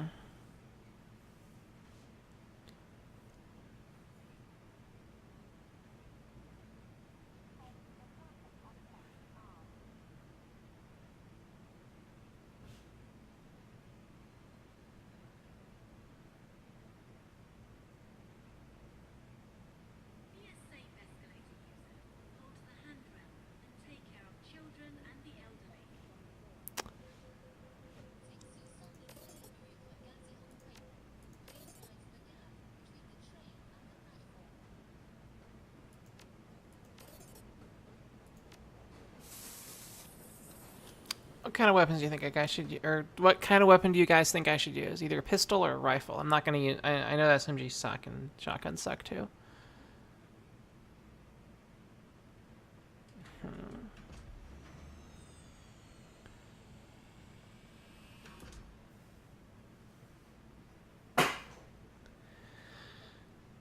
I wish hammers were in this game. Oh, giant hammers like in. Okay, the PlayStation 1 port of Final Fantasy 1, the mage hammers in that game, oh, the sound they make, it's just this awesome, like, clunk sound. Whichever one covers grenade launchers. That's under, I think you can get a grenade launcher, but I think, I don't know what category that's under. Yeah, I'm leaning towards pistols. Alright, I can now use a pistol. But I still have more karma to spend. Did I only spend 3?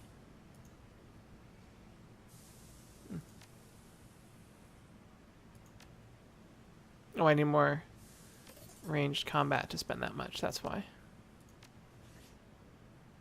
And I think that requires 2 to get up to that level, right? Yeah. Can I put any points into dodge? Quackness? Nope. Alright, we'll save that up then. What's this? Is this equipment? I still have my fucking... What do you have, Duncan? Duncan has nothing? Alright.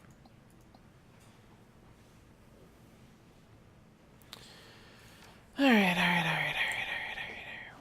To the Wooter front.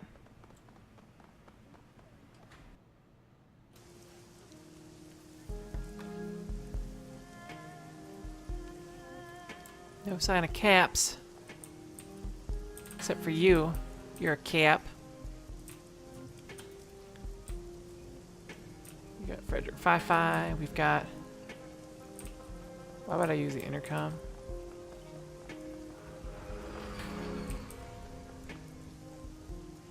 A massive steel security door is set into a bunker-like concrete wall. There's no sign or identification of what the place is. Battered intercom encased in a cage welded of welded steel armor and steel and armor glass. Grainy letters are barely readable on the screen. Chrome Alley Medical Services and Mechanical Repair. Premises protected by deadly weapons and infectious diseases. Okay, how about we just back the fuck up? I have a feeling that I want to crank the tunes a little bit here. Where's my options? Options?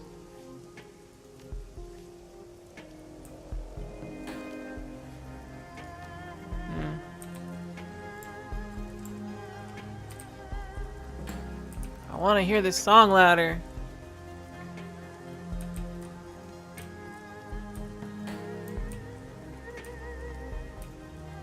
Oh, look, it's a junk. I can see your junk. Laws Techno Palace. Let's inspect this.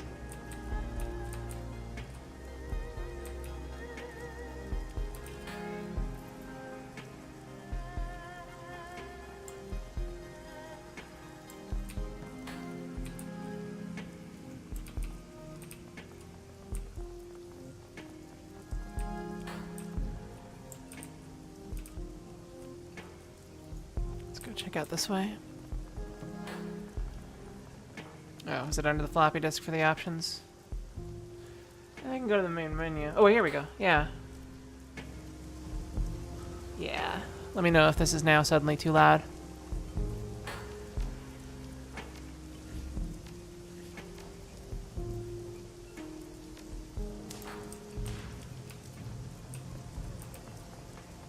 Music like got quieter then. Ooh, a smuggler. Hey, smuggler. You can find my options beneath my floppy disk.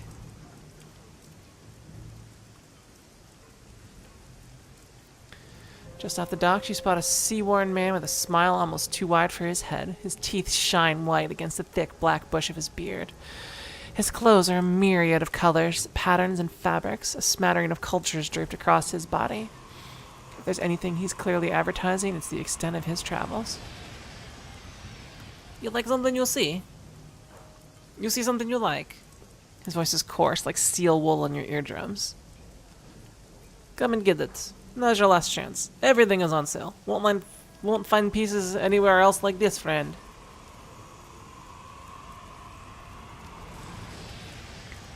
I need some kind of... Oh, shit. How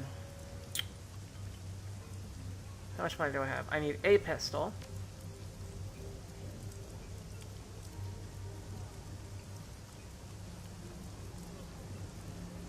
I used my med kit.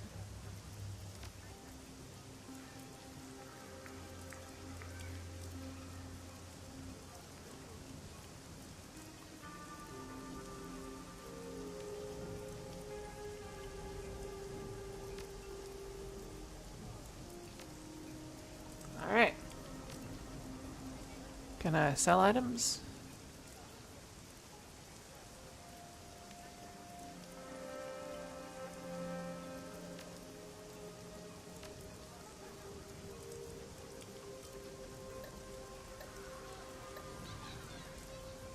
Alright.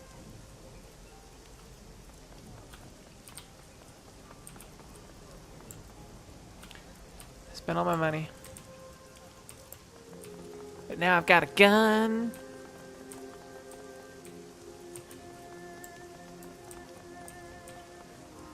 It's a Unix system. I know this.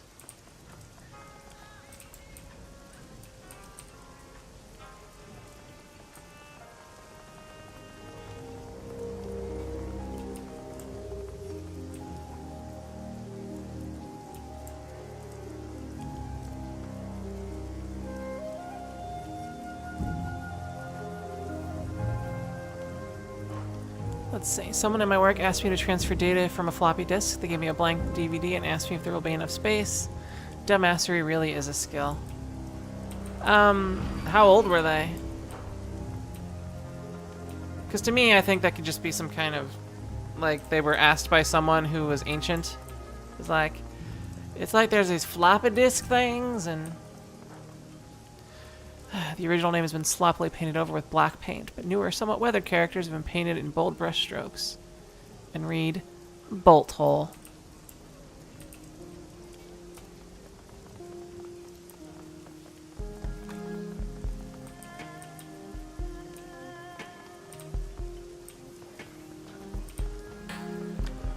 DVD drives aren't even, or DVD-Rs aren't even blocky, or floppy.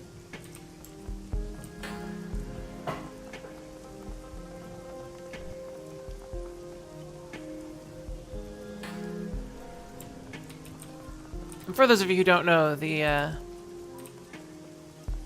relative floppiness of floppy drives decreased over time. You had the 8-inch floppies, which were made of the same material as the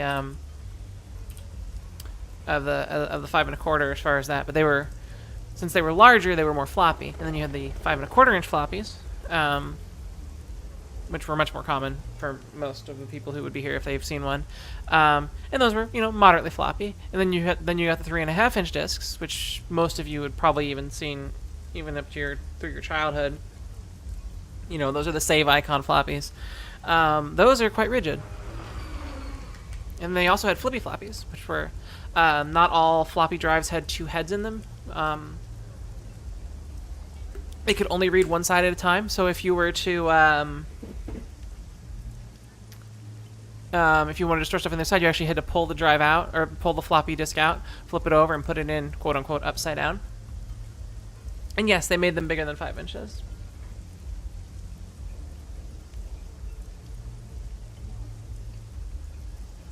8-inch floppy.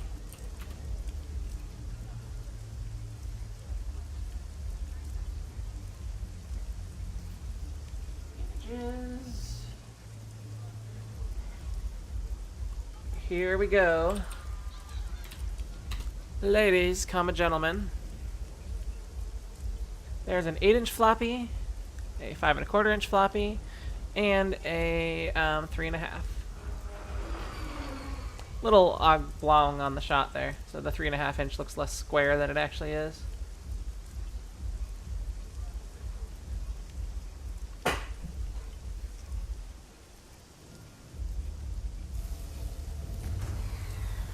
Oh, here we go. This can be a far more revealing comparison.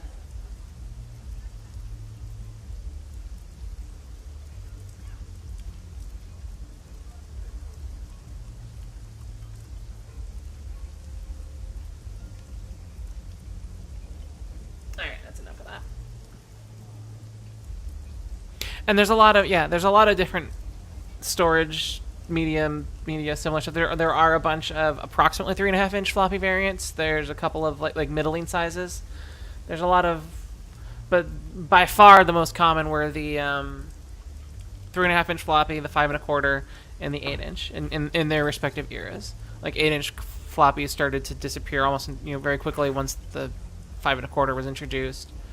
5 1/4 stuck around for a while. You could still, yeah. Anyway, I need to click on some dude. Hey, dude. I wish to talk to you. Frederick Ki-Fi. That's close enough, friend. Oh, he's got a cute little kitty. Hi, kitty. Kitty. The club is members. The club is members and invites only. I suggest you move along. Gotcha. We've got a T-Rad guard. The thug looks at you dead-faced. Despite his street clothes, he wears high-tech earpiece. The entrance to the walled city is closed to foreigners. Yeah, those are one of the formats that never really took off.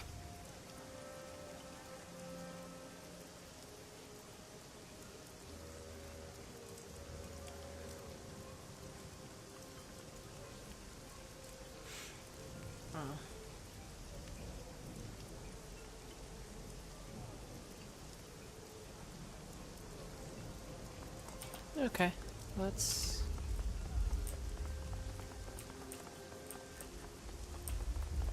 wander out a bit more, I guess. Yeah, look at this art. This is all hand-done art. Well, maybe not hand-done, but... I mean, the light points are added later, but the, someone drew that.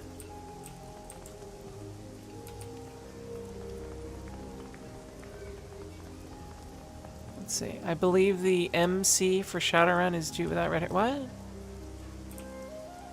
The main character?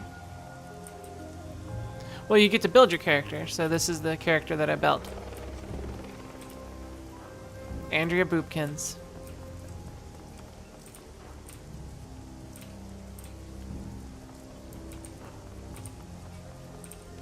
Very shitty Decker. Hi, Cam.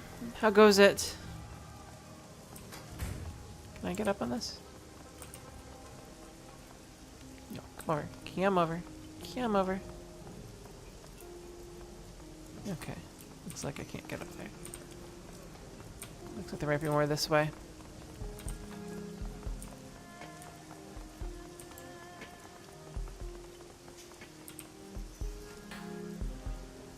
There were a lot. I mean, yeah, takeoff is kind of a relative thing when you think about it. Like, sure, there were millions of Famicom Disk System discs sold, but they weren't intended to be mass market. Mini discs were relatively, I don't want to say like popular, but you know, the format existed for a long period of time in its field that it was meant, I don't want to say kind of meant to be in, but it's not, is there a door here that I can get to? Because I want my front door to look like that. I want to nail a wreath of fire in front of my front door. Oh, that'd be awesome.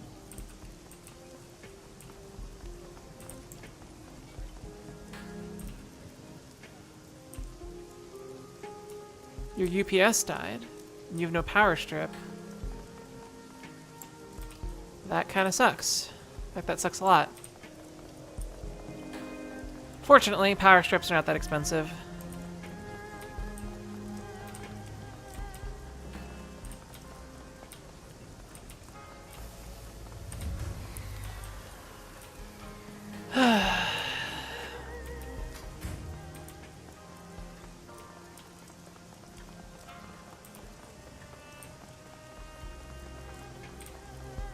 Okay.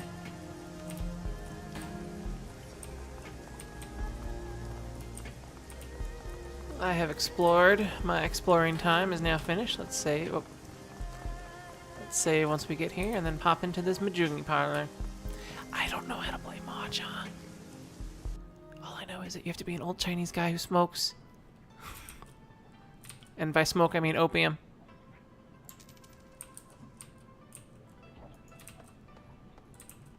I don't see any Mahjong in here.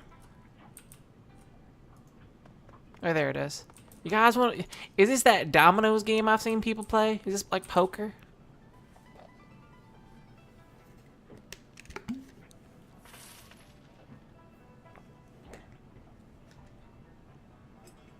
Minidisc was actually Minidisc could have been a contender, but Sony locked it up in the wrong way.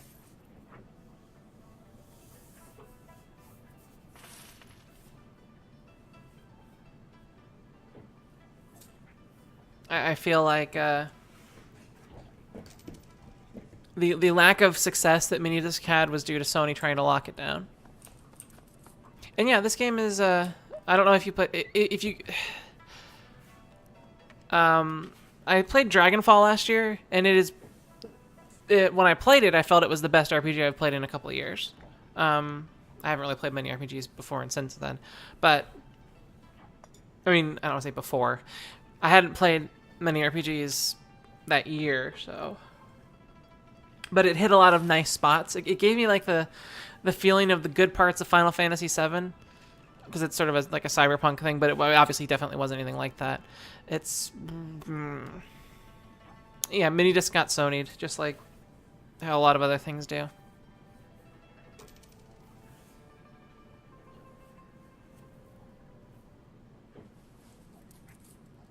Okay, so Mahjong doesn't look to be very common or very difficult. Oh god, this is Kylie Chang.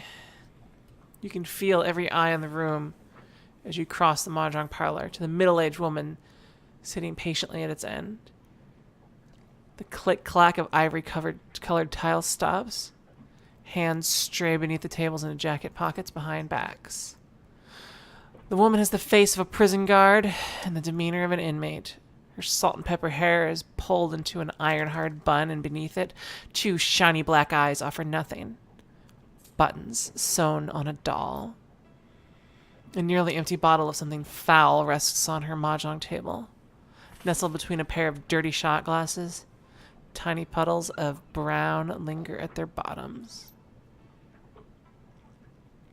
Cobbett and Isabel stand on the other side of the table, heads lowered, shoulders slumped, and hands clasped. They risk a frightened glance at you as you approach.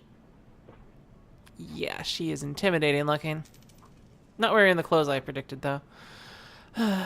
Kylie Chang's voice is nasal and rusty mane. Let's see. My little pair of fuck-ups told me about what happened at the docks. She dips a pinky into a shot glass, brings it to her mouth, and removes it with a sharp smack. How two of my best runners had their heads put out. How you need protection, and how you need to get your identities wiped before you get your heads put out too. Potentially leading to heat to my front door. Or potentially leading the heat to my front door, placing me and everyone in my employ in danger. She fingers the rim of her glass. So wise, so very wise. The young shaman's eyes never leave the floor. We're sorry, Auntie. We thought...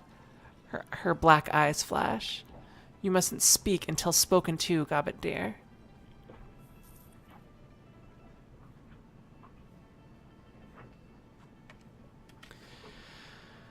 Yeah, fucking memory sticks. I was like, you know that thing you can buy for 1/3 the price? Now you can't. But you need it to play your PlayStation 2 games and your PSP games.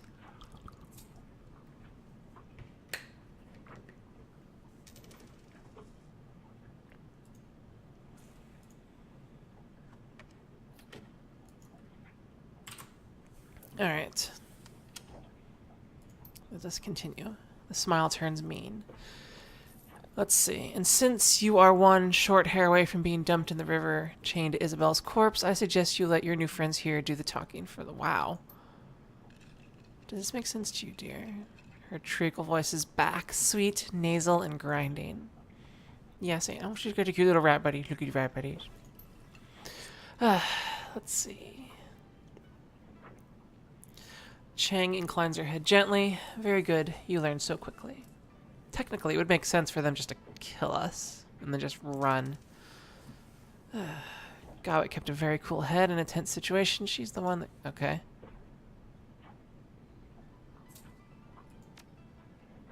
She pours another drink. Her cheeks are rosy, already flushed. Now, my darlings, I understand from little rat shit here that you came from Seattle to meet with my client, Mr. Black. Wu's jaw tightens at the word client. Before you could find him, the Hong Kong police force started splattering gray matter everywhere, and everything went to shit. And now you need your sins burned so that you can disappear before you end up dead too, is that right? Very good. Why don't we start with telling me who you are? My name is Boopkin.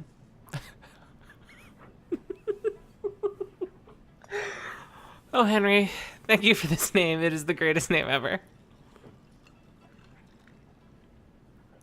And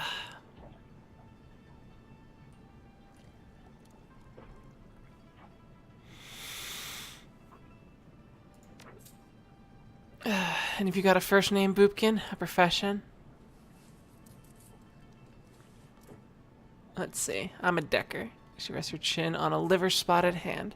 Ah, like little Isabel here. I can't imagine traveling the Matrix. And how did you become a Decker?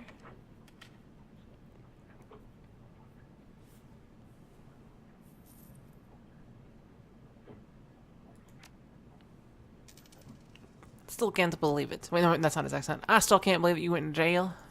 Did you have any prison rape? Did you rape any women? Oh my god, my sister's a rapist. No, it's not the way it works in women prison. Didn't you watch Orange is the New Black? No, I did. I thought that was porn. I didn't want my girlfriend to see. Okay.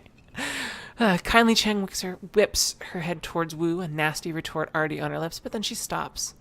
Sticks out her lower lip as she sizes him up. She turns to her lieutenant standing behind her, nodding her approval. Looks like the gun show's in town. What's your name, gun show?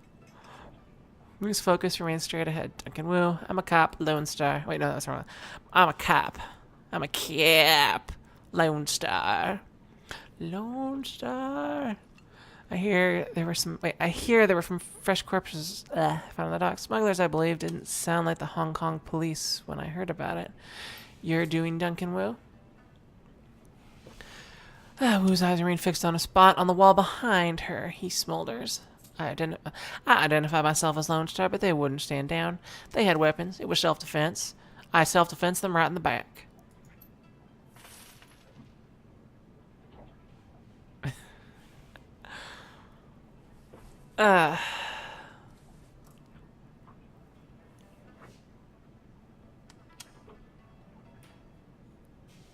She puckers her lips at him. Her voice sing-song. I don't care, sweetie. They weren't my people. But now I know you're a life-taker, Mr. Gunshow. You and your friend here. She begins arranging... Yeah, I take lives by hacking them to death with machetes. She begins arranging mahjong tiles on a table in front of her. But now I'm curious. Why were you meeting with Raymond Black on the docks tonight? That makes her pause. Cheng lifts her bottle of swill and eyes the label, connecting the dots in her own head. Interesting.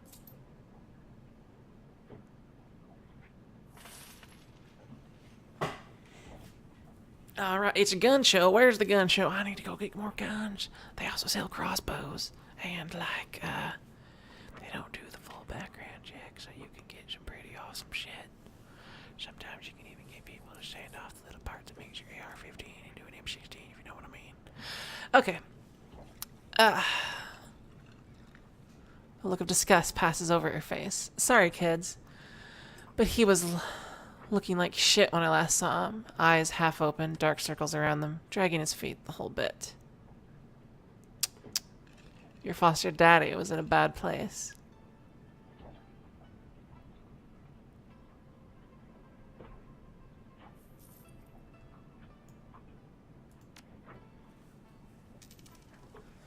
You can hear Wu's teeth grind. I don't even... Wait, I keep forgetting his accent. Raymond didn't do drugs. Not even that shake and bake meth stuff that's really popular back where I'm from.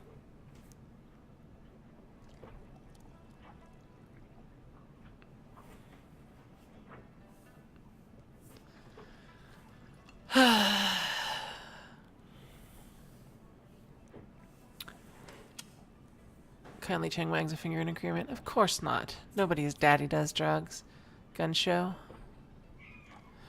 They love herb gardens and read poetry books to relax after a hard day at the office. She shrugs and okay, let's see. Who knows Boopkin? It could have been drugs, but he was lucid most of the time. Still, if Mr. Black was on something, it was definitely some sort of hallucinogen. Hi, kitty. What's the matter? What's the matter? You want to boop your nose? You're my little boopkin. Sure, boop, boop. Oh, he hates that so much. I remember him drifting off near the end of our meeting. It looked like he was off somewhere else in his head. He said, I left prosperity in there.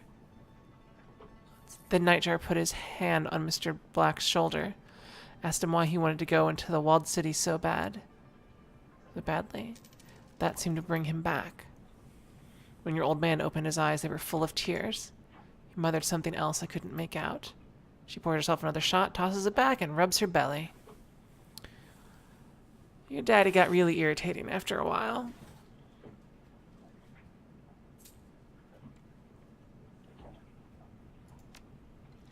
I have no fucking clue. She grabs a long, slim cigar from the back of the mahjong table and lights it.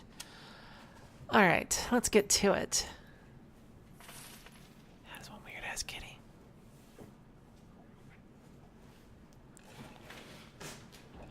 She exhales smoke and points two fingers at you and Wu.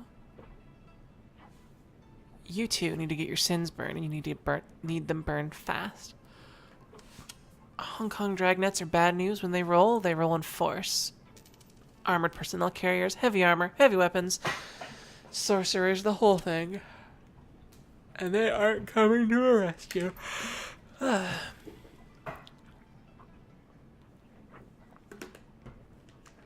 need my merkins. Merkin. Get her done? Get her done, Merka. She folds her arms across your chest. The thin cigar bobs in her mouth as she speaks. The good news is, I can help you. With a wave of my hand, I can have your sins disappear. But you need to understand, my darlings, is that whatever you're asking for is not a simple request. Burning a sin isn't just deleting a number. It's wiping a reference to that number from all of the world's largest databases. It's masking your mugshot in their facial recognition database, so that the first camera you walk past doesn't bring them down on you like a ton of bricks. It's covering our fucking tracks so that the act of burning your sins doesn't lead us right to us. It requires numerous contacts in numerous corporations and the UCAS government. Smoke rolls off of the Triad's boss's nose. It requires someone like me. Therefore, I need to make a choice. She takes another drag on her cigar and gently places her palm flat on the table. Do I kill and dispose of you before the cops come looking for you, or do I help you burn your sins?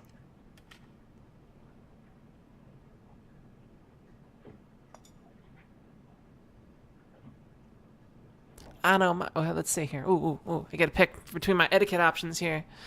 From what I've read about the Triad, your first priority should be your reputation. 2 of your people were just killed. It is a loss of face. You may want to think about your rep as a fixer. 2 of your runners were taken down by the cops, and you have no idea why. I have already used Shadowrunner etiquette, so I think it's time to try academic.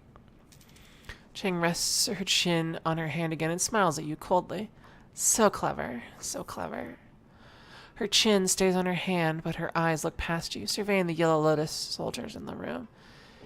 Yes, I have been placed in a delicate situation, haven't I? Regardless, that's a situation whether you're alive or you're sucking dirt. She stares at you for a long moment, chin still on hand thinking. Taps her ash on the floor without taking her eyes off you. A low, reluctant growl rumbles somewhere deep in her throat. You live. You're clever, and I like that. I'll put your sins to the torch. However, I'll need to call in several valuable favors within my network to do it. And those favors do not come cheap. You will owe me. Oh, shit. I want you to deliver a message for me to a business associate in the walled city. The Yellow Lotus has a strong presence inside, Andrea. Isabel can tell you all about it, can't you, dear? Isabel grew up in the walled city. Isabel's eyes remain lowered. They collect taxes for the corporations, extort protection money from shopkeepers, run drugs, guns, people. They hurt people. We do those things, yes, but to be fair, we also operate the walled city's black market. You might not be alive today if it weren't for the lifeline that you provide. She clams up tight. Oh my god. Okay. Cheng picks off Mahjong tile and turns it with her fingers. There is a red pole, a sort of enforcer, yes, on the inside. His name is Strangler Bao. Bao is a strong man, a good soldier, but he has forgotten his place. I need you to remind him that he is nothing more than a steamed bun full of pulled pork. No, if I wanted him dead, I would have said so. Don't jump to conclusions. You aren't any good at it. She tosses you a memory stick. This is a message for Bao. You will deliver it to him in my name and then return to me. Remember, Tech Cat. Bao's. Yeah, that was the name from the other game. I like it. It's cute. Bao's men are my men.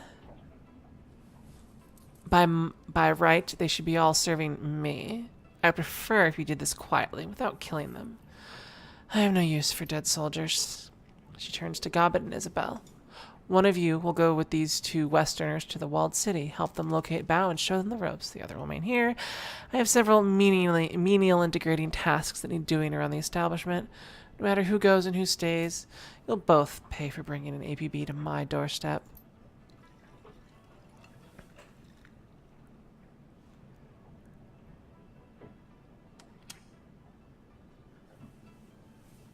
Yes, Auntie.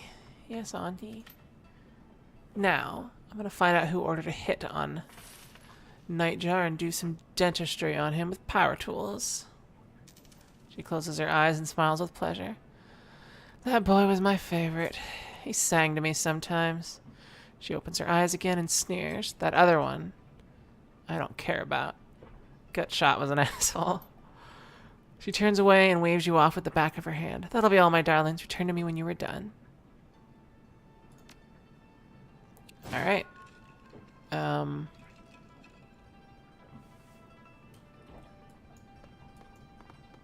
I have to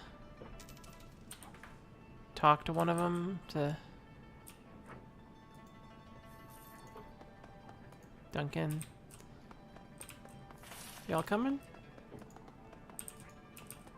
Don't I get a...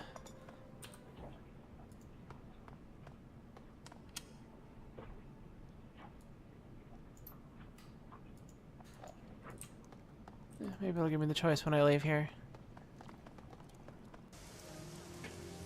Or not. Maybe I can do it myself.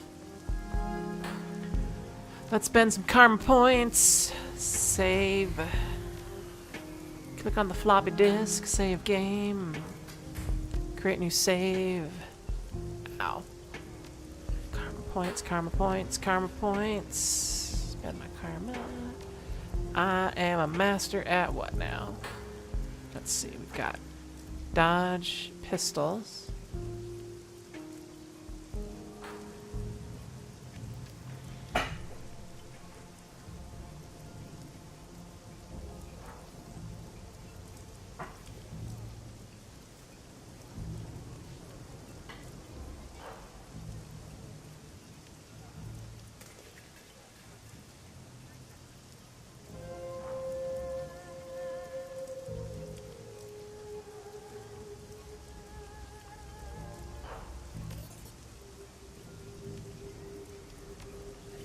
Alright, I'm happy with that. Okay, so we've got the guy to talk to all the way back here. I wanna be the very best. Upside down words. Unicode is evil because it lets people do that. Hello, Tyrad Guard. The thug taps his earpiece, gestures with his head. Auntie Chang said you'd be coming. You can pass. Uh-huh. Enter the Wild City. Choosing your team. When traveling to new mission locations, you'll be able to choose the team members, blah, blah, blah, blah, blah, and modify their letter. When members of your team become permanently incapacitated on a mission, they'll be automatically extracted for emergency medical care. They will patched up and ready for the action next time. Return, blah, blah, blah. Avoid this loss of firepower by always carrying some dock wagon trauma kits to the field. Alright.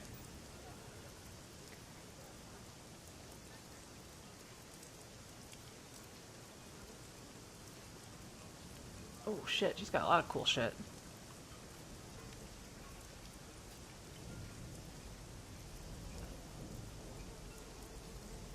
You have healing magic.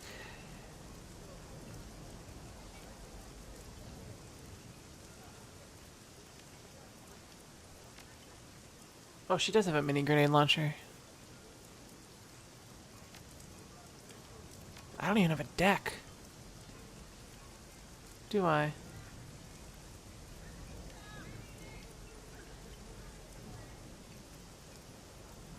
Well, I'd rather have the haste spell. Confirm.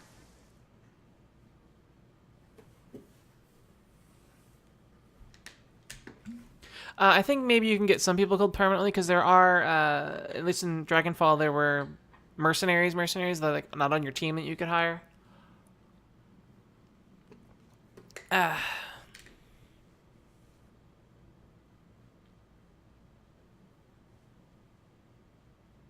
All I heard was blah, blah, blah, blah. This does not mean blah, blah, blah, blah. This does not affect our statutory rights. Blah, blah, blah, blah, blah, blah. Blah, blah, blah, blah, blah. Kill all the fucking lawyers. Kowloon Walled City, the most densely populated spot on Earth. Nearly 40,000 people crammed into 7 acres of chaos, poverty, disease, and vice. A self-contained city that collects no taxes and provides no city services. Stagnant water sits in temporary wells. Trash lies piled up on the roofs for controlled burns. Improvised structures and lean dangerously over populated areas. It's the ideal breeding ground for all manner of illicit trade. Drugs, gambling, black market trade, meta-human trafficking, and everything in between. The only law is triad law. And now you need to enter the septic system of a city. Find a triad enforcer named Strangler Bao and deliver a message for Kindly Chang.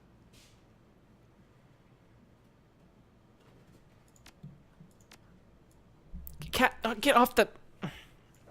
No, baby man. No. Come here. Don't step onto cables with a mouse. You can't catch mice like that. You have to catch the mice that aren't plugged into computers, okay? Okay? Okay. Boop.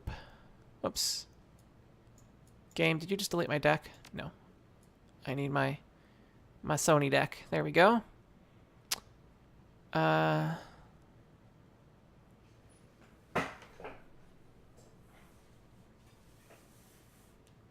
Marka. Equipment and stash? None. Okay, here we go. Game. Autosaved. Cat being annoying. Hi, kitty. Hi. Oh, you want me to blow in your butthole? That annoys you. That'll make you go away.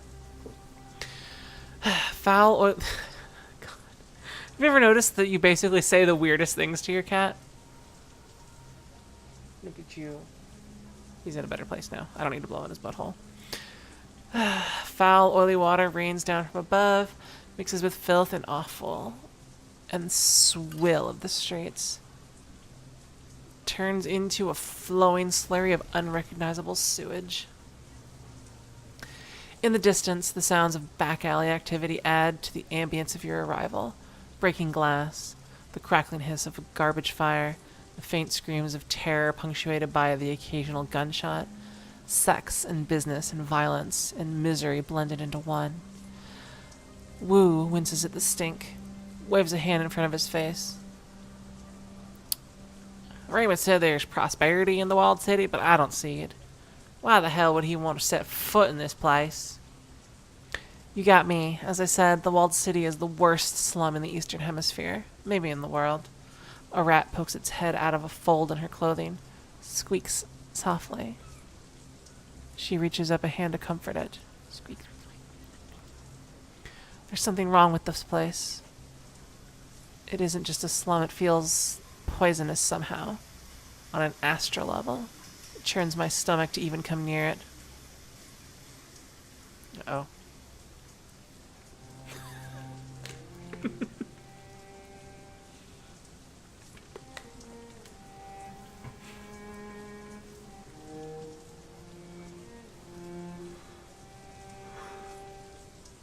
There's always a relevant XKCD. Ah. Yes, you are, Katie. Look at you. You were right. You were right. This isn't the Barrens, it feels. I don't know. Thicker. He goggles the place. Which way? The Lotus Den. That's what Bao calls his little corner of hell. I don't know where it is offhand, but I have ways of finding things. There's a flurry of motion at her hip, and a second pair of beady eyes appears. Gobbet shifts her hand from one rat to another, stroking each in turn. They probably aren't expecting anyone to come in for us. We can just kick in the door, drop the guards, hand over the message, get the hell out. Curly doesn't want them dead. She wants them to remember where their loyalties lie. It is tough to remember much of anything when you've got a bullet in your head. I mean, we could kill them if we really wanted to. Technically, Bao's the only one who has to live, but I'd rather keep Ani Cheng happy than piss her off again.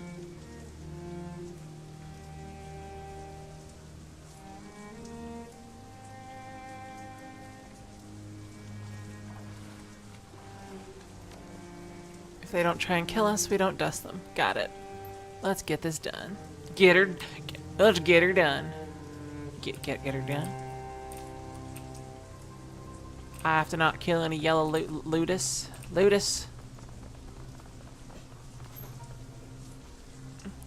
Do they inter people where you are, Henry? The only interment that happens here is for criminals. Oh, look. Is this gonna blow up in my face? A putrid stench emanates from the remains of the building. You see nothing that would cause it. Ooh, a merchant. Hello, merchant. A bedraggled old woman looks up from her sewing. Wait. Looks up from her sewing at the sound of your approach. Clothing? Okay, let's see. What's the news here? Anything interesting? Interesting here? No, nothing changes here. She settles her weight with an audible harumph. Strangler Bao is the big man now. He is very important. Well, he requested a suit, and it took only 1 day longer than expected. The bastard refused to accept it. She spits. You see your friend Bao tell him he still owes me for my time. Okay. She cocks her head like a dog listening to a noise and a prosperity. I don't know what that means. No, you don't. Later, lady. Later, lady.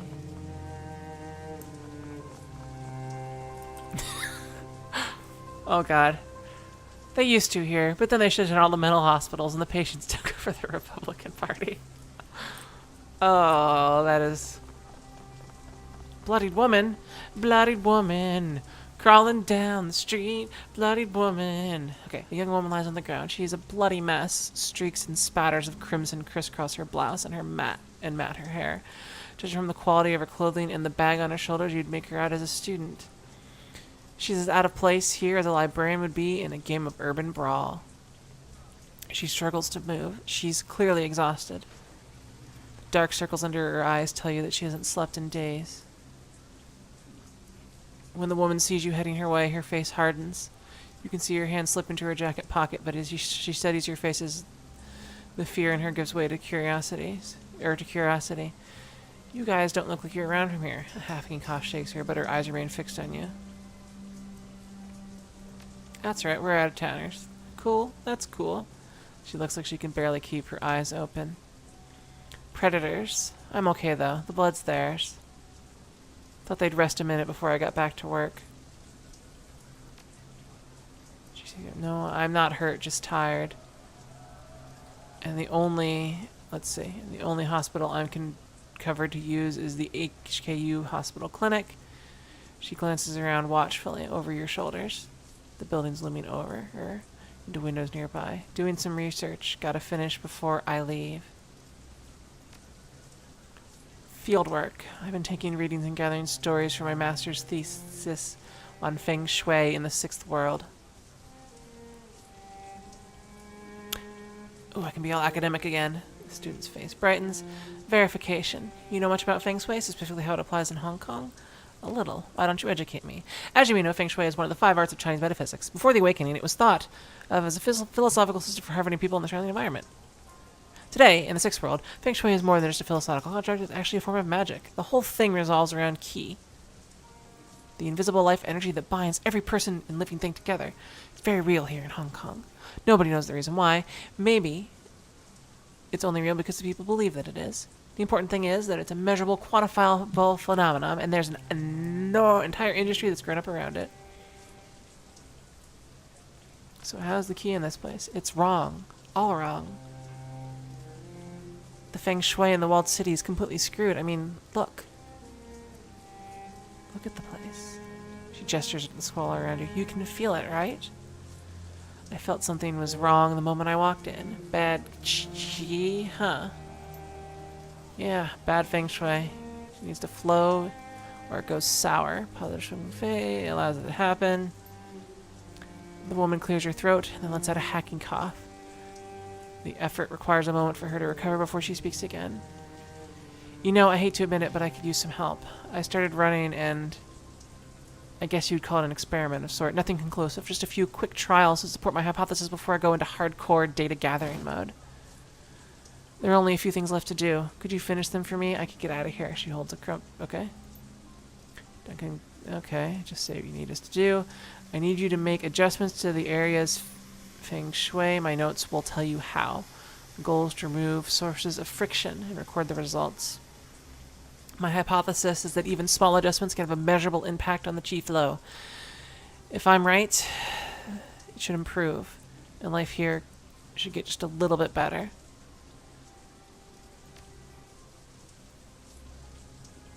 Okay, so inventory. Notes. J. N. Mission items. Crumpled note. Sparkling wires, trinket man, burning tires, past market. Okay.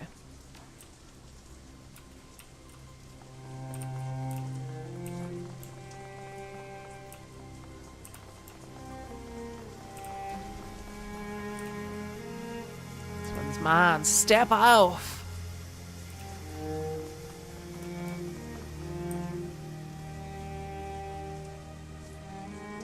That's another Machant.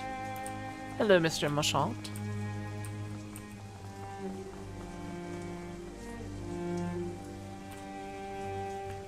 Boop.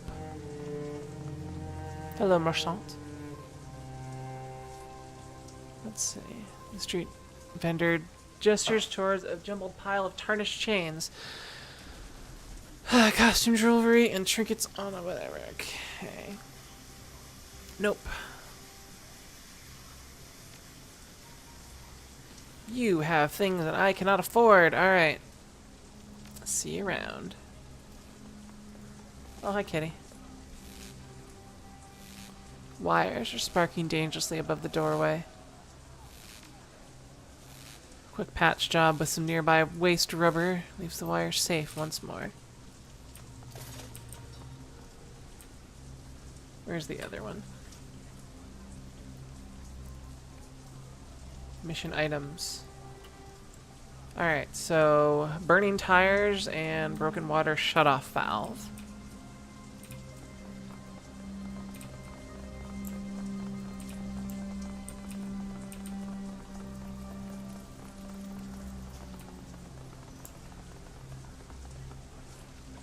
This market stall has been picked clean. Its owner replaced by a... Okay, there's the Lotus Den. There's the Yellow Lotus Captain. Let us not advance that way. Spiritual energy. Comet comes up short. She gestures down a small pile of filthy rags, a man's shirt. Okay, hey, hold up. This cloth has a lot of negative energy coming off it. I think there's a spirit down into it. It's a ghost. Either that or a spirit of man that thinks it's a ghost. It's hard to be sure. Whatever it is, it's upset. I can feel its anger and sorrow from here. But I can't get it from where it's hiding like this.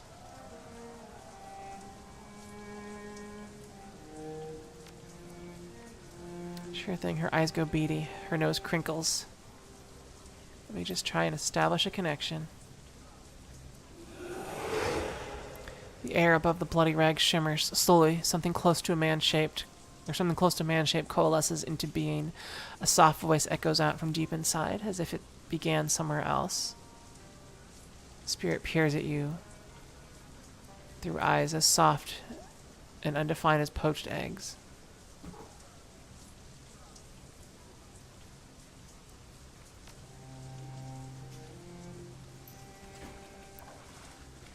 It raises its hands to examine them, blank eye sweeping over dead flesh.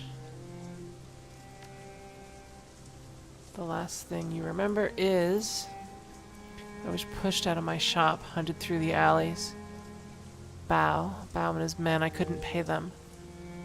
Wouldn't accept their protection. Proud. I was too proud. Cold light flares from somewhere deep in his throat. They tore me apart, butchered me like a duck. It searches the sky, the ground, tearing at the memories inside of us as it relives its own death, a network of deep cuts opens in its waxy skin, spattering black ichor on the ground. The cold light within it grows brighter, it pulses up. Forces its jaw into something like a snake. A burning radiance pours into the spirit's mouth like vomit.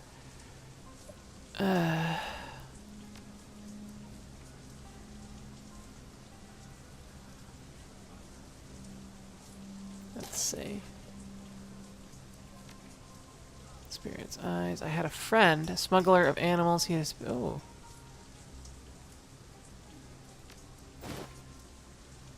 Let's see.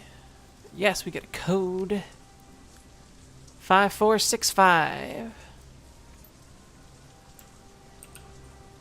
That is what we call useful.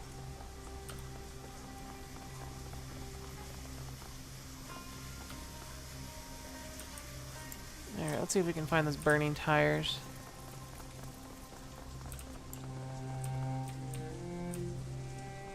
Can I get over there? Nope. Let's head back this way.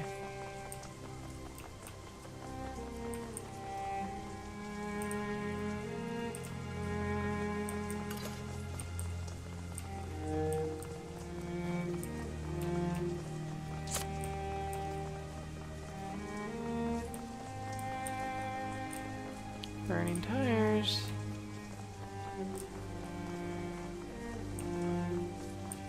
Water shutoff valve.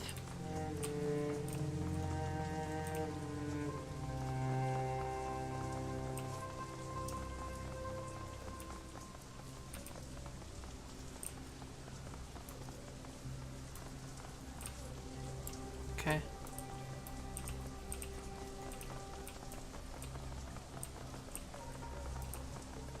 guess we gotta go through the dudes.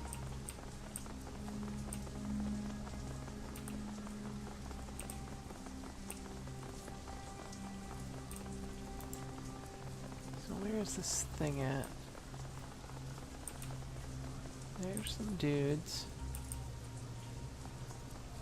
Let's double check my notes here.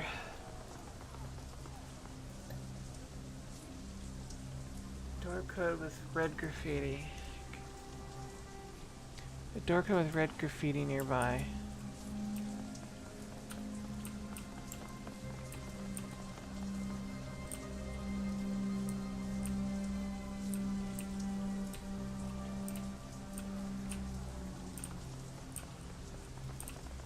Let's check back here. That door does not have red graffiti.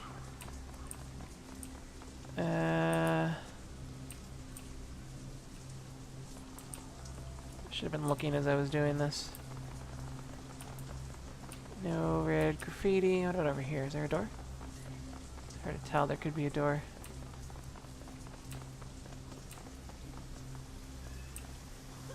There's dudes all over. Well, I can get there, wherever there is. Hopefully that doesn't take me through all of this stuff. Oh, good. I can squeeze. You come upon a heavily muscled triad soldier screaming at a bearded man holding a bleeding nose. Yellow Lotus Enforcer. The punk wags a cheap disposable cred stick in his face. This isn't enough. You've got two options, old man. You can find a way to pay me all the money, or you can drag your bony ass deeper into the wall. Find a spot for yourself there with the pimps and the predators. I should find a nice use for you. Your choice. It's not fair. I can't just pack up and leave. I've been living here 22 years, and this is how it's gonna be? Fine by me.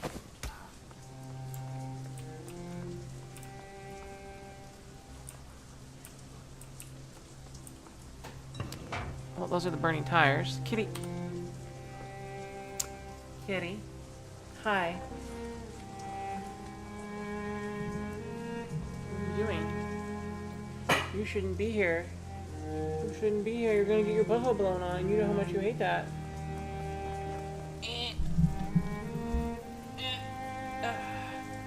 Just stay put. Alright, I think those are the burning tires.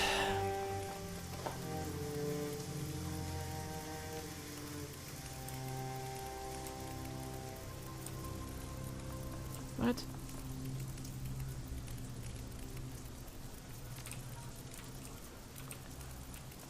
We may have to do them in a particular order. Okay, this guy's out cold.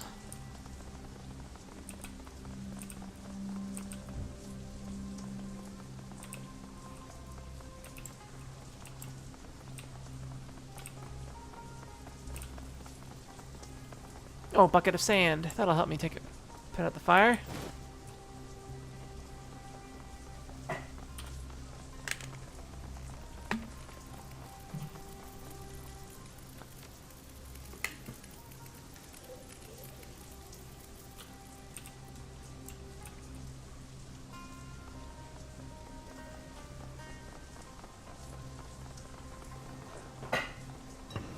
To the lower levels. Should be some kind of witch hooter shut-off valve and a red door.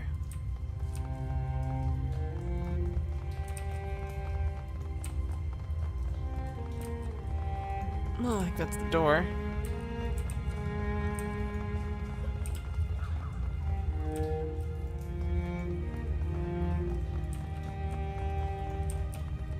Or maybe that's the door.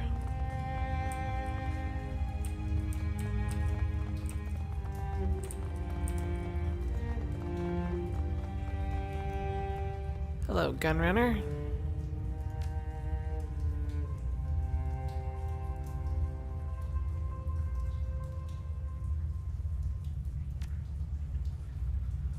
Alright,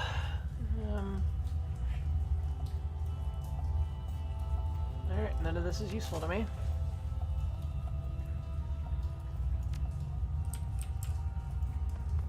Wait, if he hates Bow.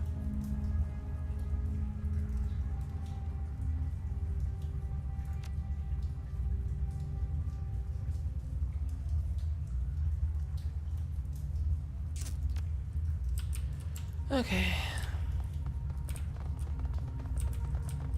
Let's go find that water shutoff. Water shutoff valve.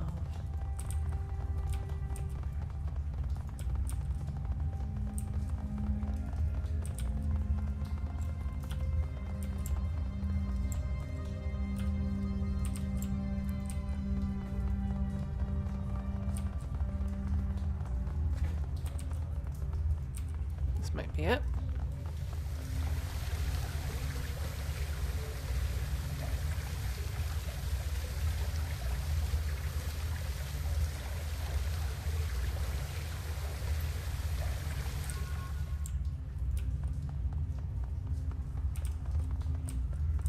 Alright, do we go talk to that lady and tell her that it's time for her to go to a fucking hospital? Let's go do that.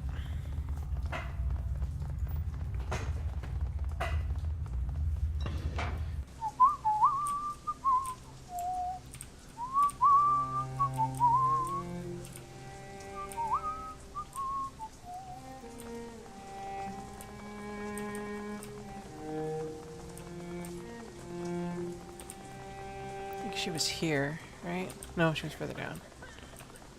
She was...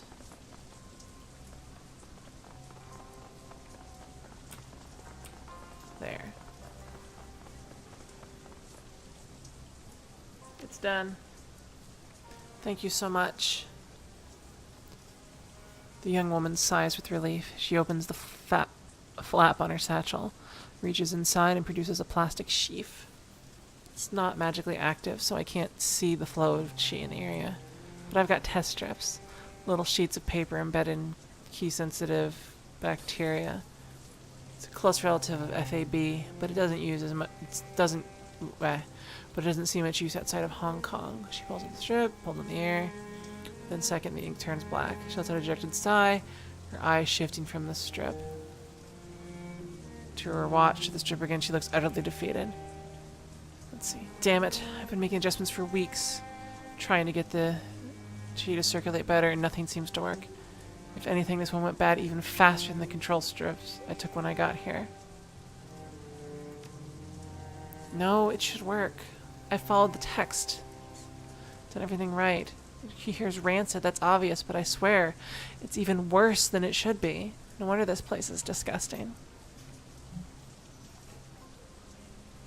No, this isn't, I don't want to say inspired by. The Kowloon Walled City was an actual place, though there wasn't any magic rat shamans and things like that in there, but it was torn down in the mid-90s, early 90s. Most of Shenmue 2 takes place in the Kowloon Walled City. One of the Jean-Claude Van Damme movies do. It's a lot of hyper-libertarians talk about how awesome it was. Anyway, I'll get what you mean. The student coughs and rests her head on her hands. That's it. I'm getting out of here in a little while. Gotta tell my advisor this. Thanks for your help. Hope you don't stay long. I sure as hell won't.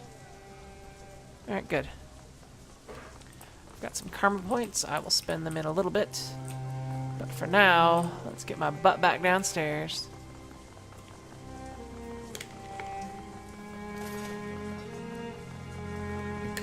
It's not a place where if I could travel back in time, I would eat any of the food there, but, wait, whoa. Hey, local.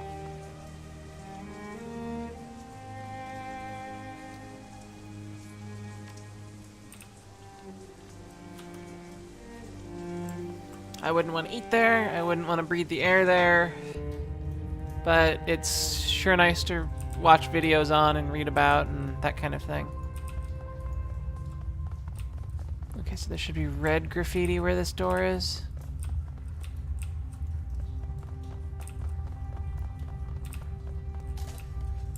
I don't see red graffiti.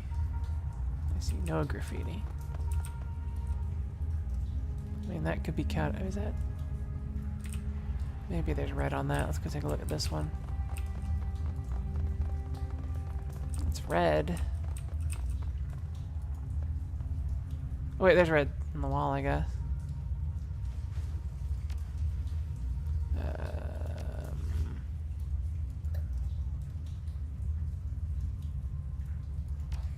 5465.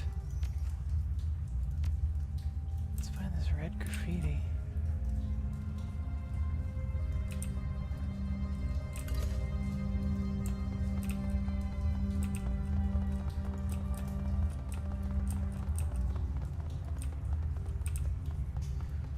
Red graffiti nearby.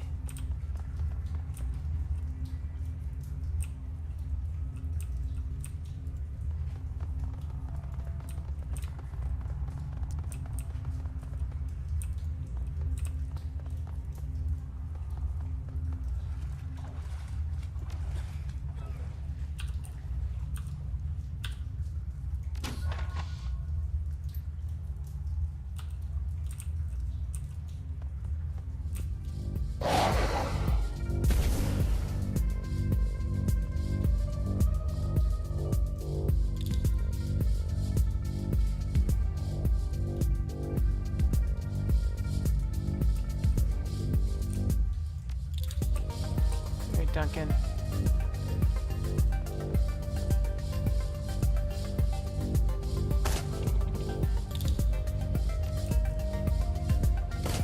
Ooh, I did something useful finally.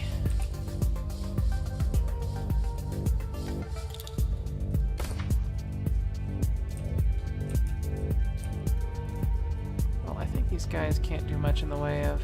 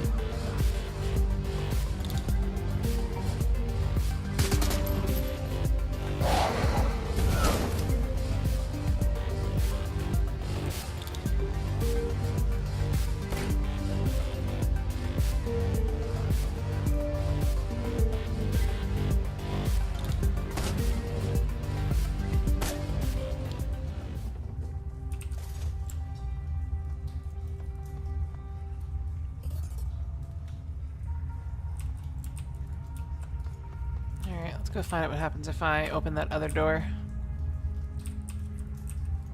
What was the code on that? 5465.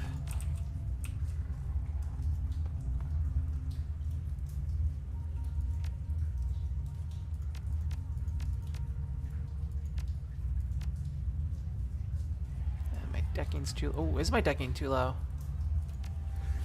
This is why you bank on your karma. Let's see here. Can I get my decking up higher?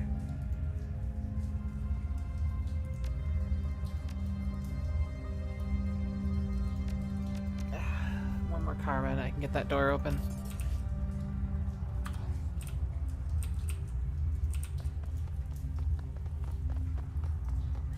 The second Hangover movie did not take place in Kowloon.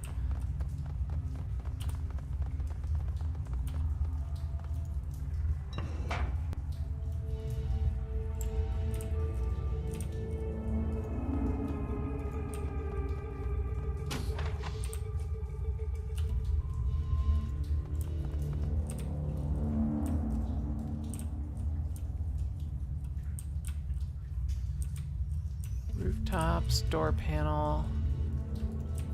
It's back here.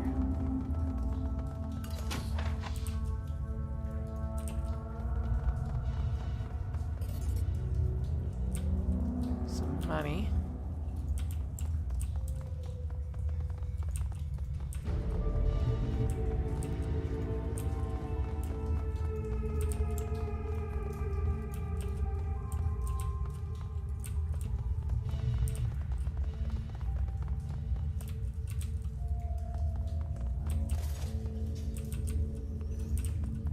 SimSense vending machine.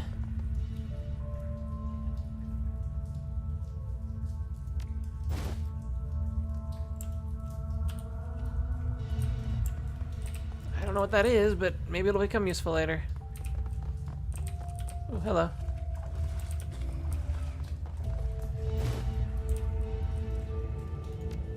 Strangler Bow's code. 6378. Now that, I'm sure, will be useful.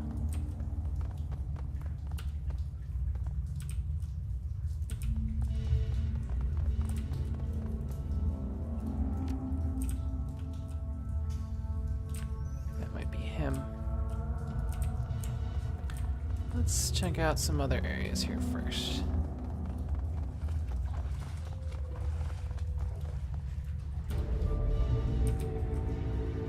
To the rooftops. Okay. That.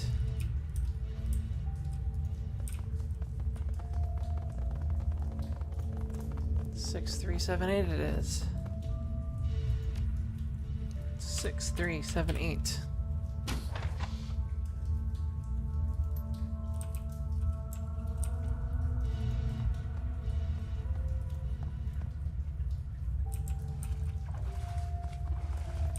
I have a gift for you, Bao.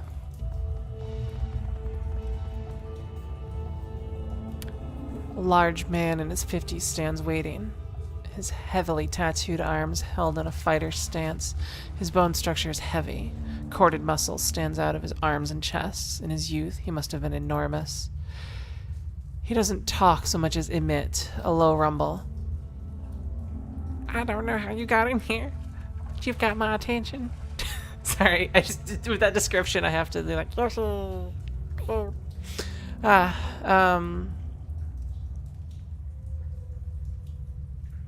Candy grams for Strangler Bao. Much love, kindly Cheng. You're funny. I don't do funny. So you've come... Oh, so you have some sort of message from Cheng. Can't wait to hear you mangle it. You speak Cantonese so well. He chuckles to himself. Before I hear it, I have a little message for her, too. You tell kindly Cheng that her operations are done in the walled city. Strangler Bao has given himself a promotion. And tell her that if she sends any more errand girls to finish him with another message, Strangler Bao is going to send her back in a box. You think you can tell her that, errand girl? Should I write it down for you in English?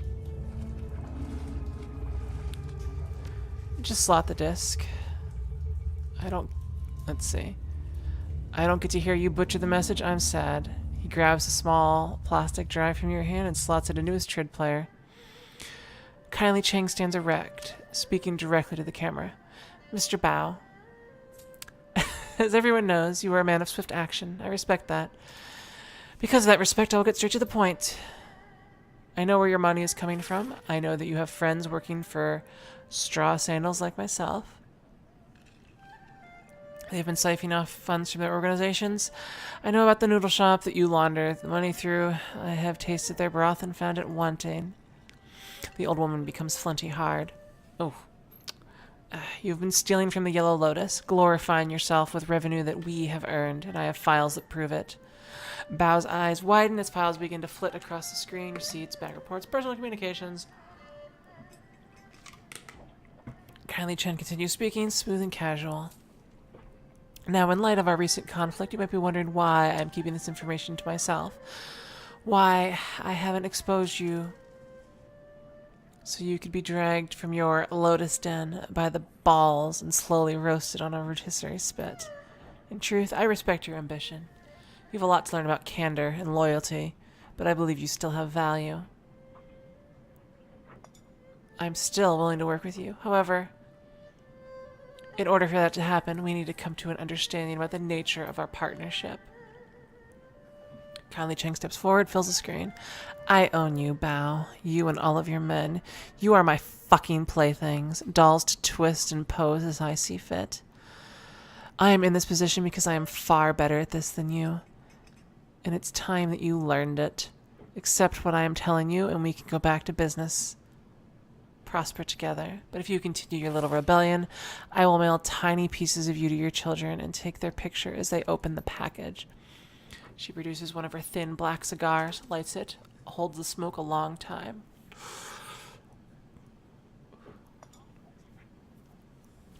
You have 24 hours to return to the fold. If you aren't here licking my heels by then, the information will be released and you'll become food for fish. Your choice, Bao. 24 hours. The message winks out. Strangler Bao turns away from the screen slowly. His skin is ashen. Get out. And tell Mrs. Chings to expect me at Swift Winds tomorrow. He stands up straight. Tomorrow morning. Just go. Alright.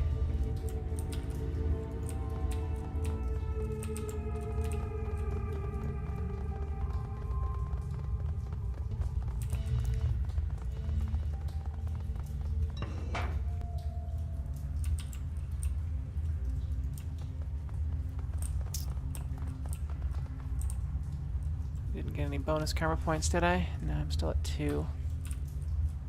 Alright, let's... Shit. What is that? That looks different. Alright. Let's try Cheng's code on here. 6378.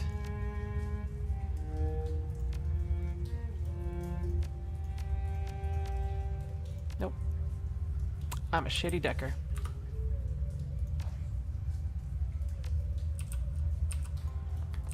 What is this? I guess I can return to Hawaii.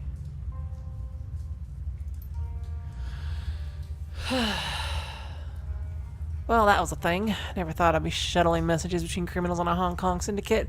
Can't imagine what Reibu would have wanted, but the place feels wrong. Let's see. But wow, this place makes you feel like your life has no value. Great laugh you have here. Let's see. I can't believe it. We actually delivered the old lady's message without anyone dying. Alright, I'm with you, Gunshow. I don't need to see this place ever again. Do I get karma for that? Okay. I feel like I'm leaving behind important stuff. Alright. Now do I get the karma points? Can I back in and get that shit? Let me back in and get the shit. Let me back in. I want to get what's behind the door. But I'm a terrible decker, so I didn't have the points for it.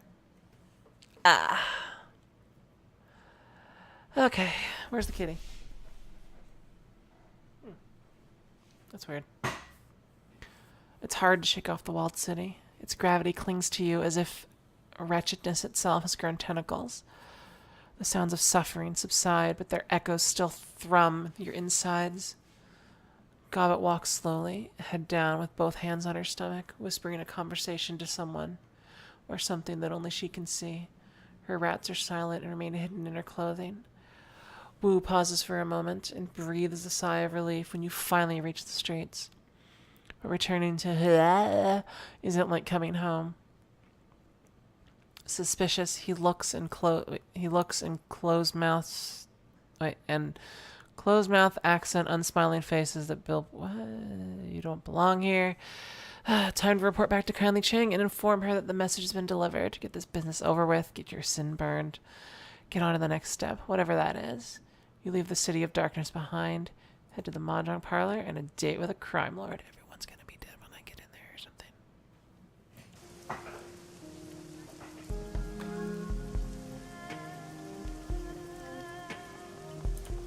Achievement. They're not worth it.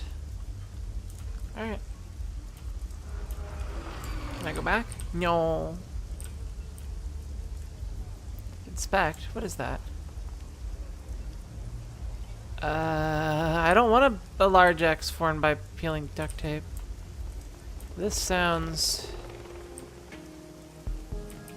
unfortunate. Alright, where's... There it is.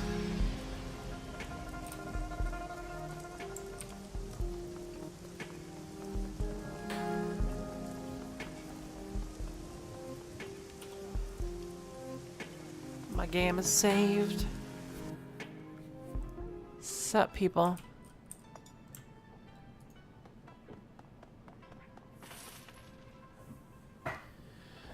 Kylie Chen watches you closely as you walk across the mahjong parlor. As you approach her, Lieutenant leans in, brings her mouth close to the triad boss's ear. Cheng smiles and nods, her eyes never leaving you.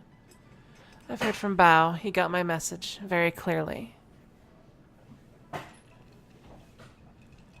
I understand that there were no casualties created during your little delivery run. I am pleased and surprised. Did she? Good to know. Let's see. My message was delivered, and Strangler Bao is back in the fold, earning for me. As far as I am concerned, our transaction is complete. While you were gone, I set the wheels in motion to wipe your identity. She pulls out her PDA, stabs a button with a lacquered fingernail. The order has been sent. Congratulations, you are now sinless. Shadow people. Wu exhales heavily. His eyes remain focused straight ahead. His shoulders sag. Well, I guess that's done. Yeah, I guess so. Wait. Fuck.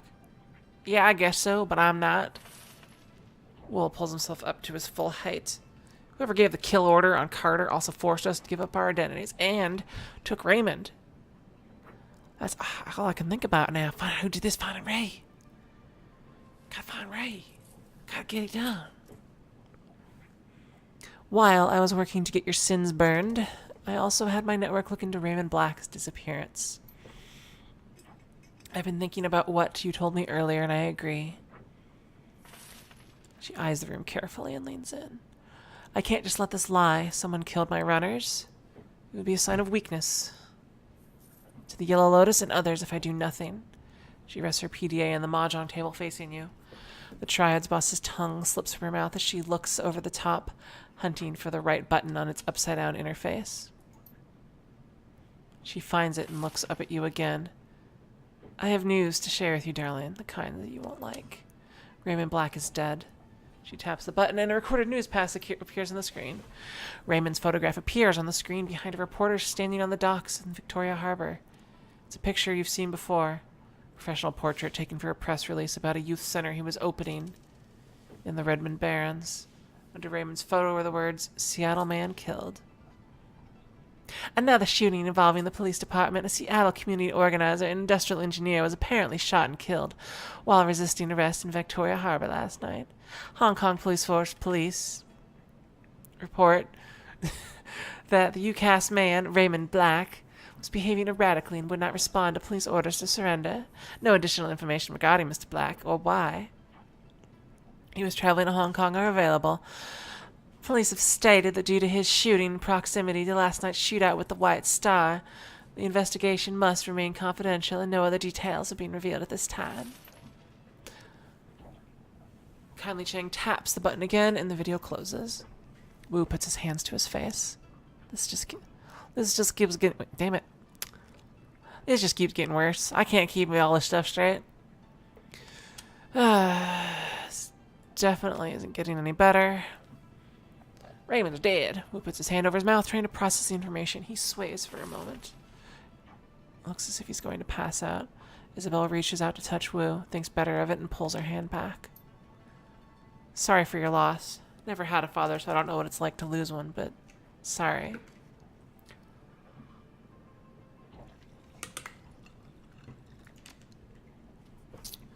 No fucking way. Carly taps the video close. She hunts around the keypad and selects another button. I'm afraid that's not all, my darlings. The security.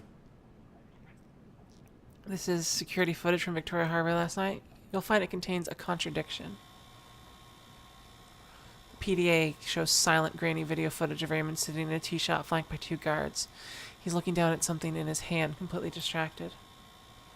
The footage continues and the cameraman displays several black-clad figures entering its field of view from different angles.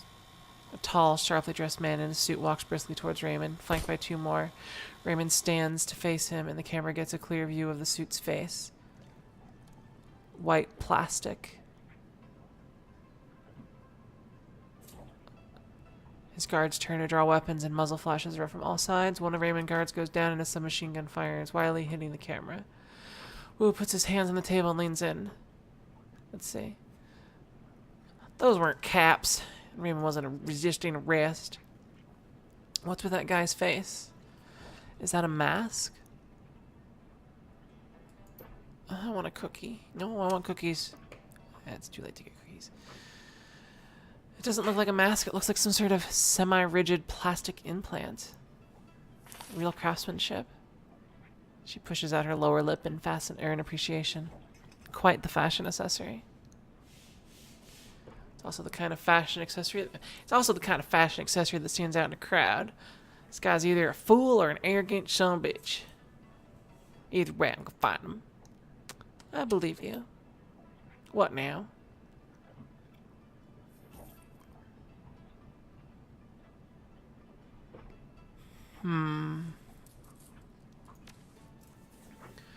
With what resources? I'm afraid there are some facts you're gonna have to face. You are alone in this country. No network, no money, no identity. I can protect you from the police, but how would you go about discovering what happened to Raymond without me? How would you survive? This is a topic that requires serious consideration. Kindly wipes her hand across the stack of tiles, spreading the ivory-colored pieces across the table. You've had a very long night, my sweets. Very long. And frankly, you all look like shit. Rest now. I promise you safety in my town for right now. Or for the night. We'll talk about the plastic-based band tomorrow. Kindly gestures to Cobbett and Isabel. Ladies, go find our new friends a place to bed down. In the rat's nest squat boat you call home. We'll talk after you've slept. Figure out our next steps together. Yes, Auntie. We call it the Bolt Hole. It's an abandoned trawler we call home. It's homey. Meet you there. Let's go. Oh, let's go, Andrew. I'll beat to hell. Speaking of, ow. It is time for me to get some sleep. And then apparently spend some karma later, but...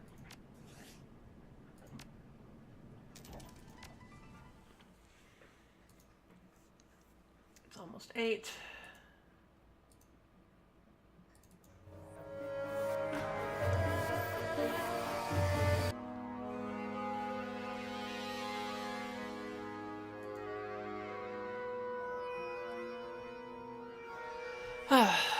Tomorrow I have to go to the grocery store, so I may not have time to stream depending on how long that takes. I will probably be streaming on Thursday. If not, then Friday. I missed Monday. Because, timing just didn't work, right? Damn, Martha's been asleep so long. I may have to go wake her up before I go to bed so I can feed her something. Kitty fur on my computer because he was walking all over it. Thank you for coming.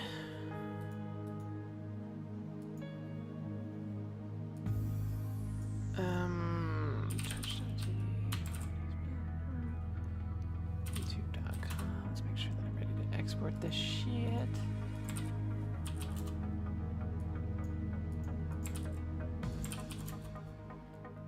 Boop.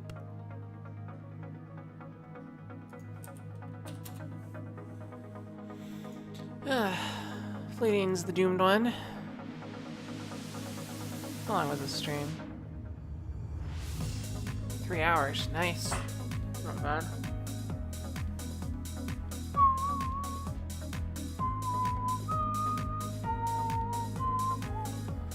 I wonder if Bung lists Rainbow Table finished computing and worked. We tried only one, and it's possible that with how bad the algorithm is, that it may not have given the correct answer, but still worked.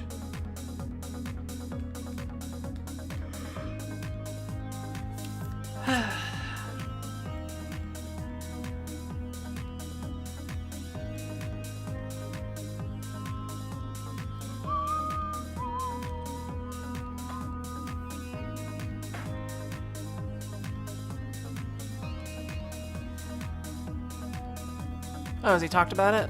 I mean, it's he said it would take a couple days, but it has been a couple days. I don't know if something went wrong.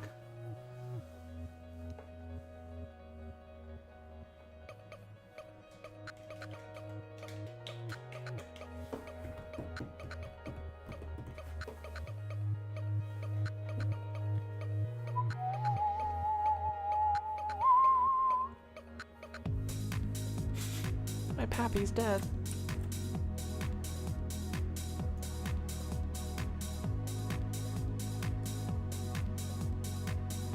You shared with you the program or the rainbow table?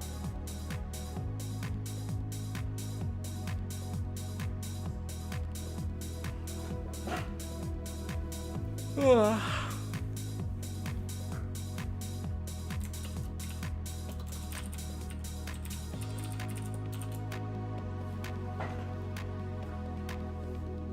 Ah, okay.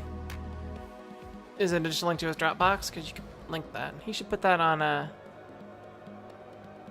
like a, what is it?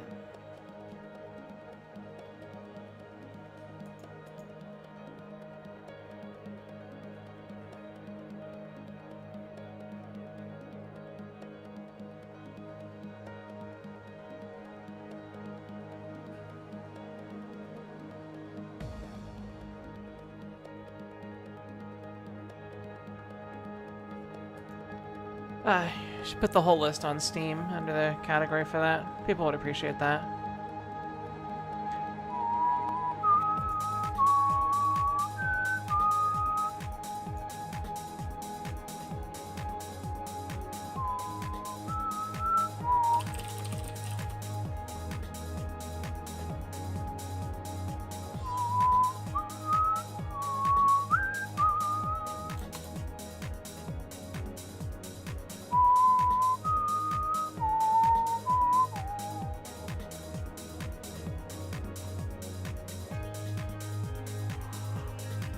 The problem with RPGs is you talk so much your jaw hurts. Ow.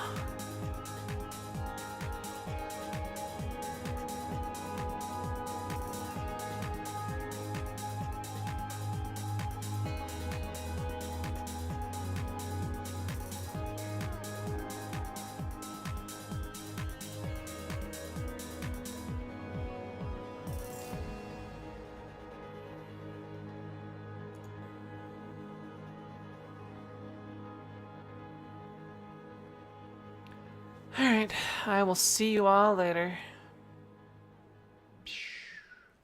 Hurts.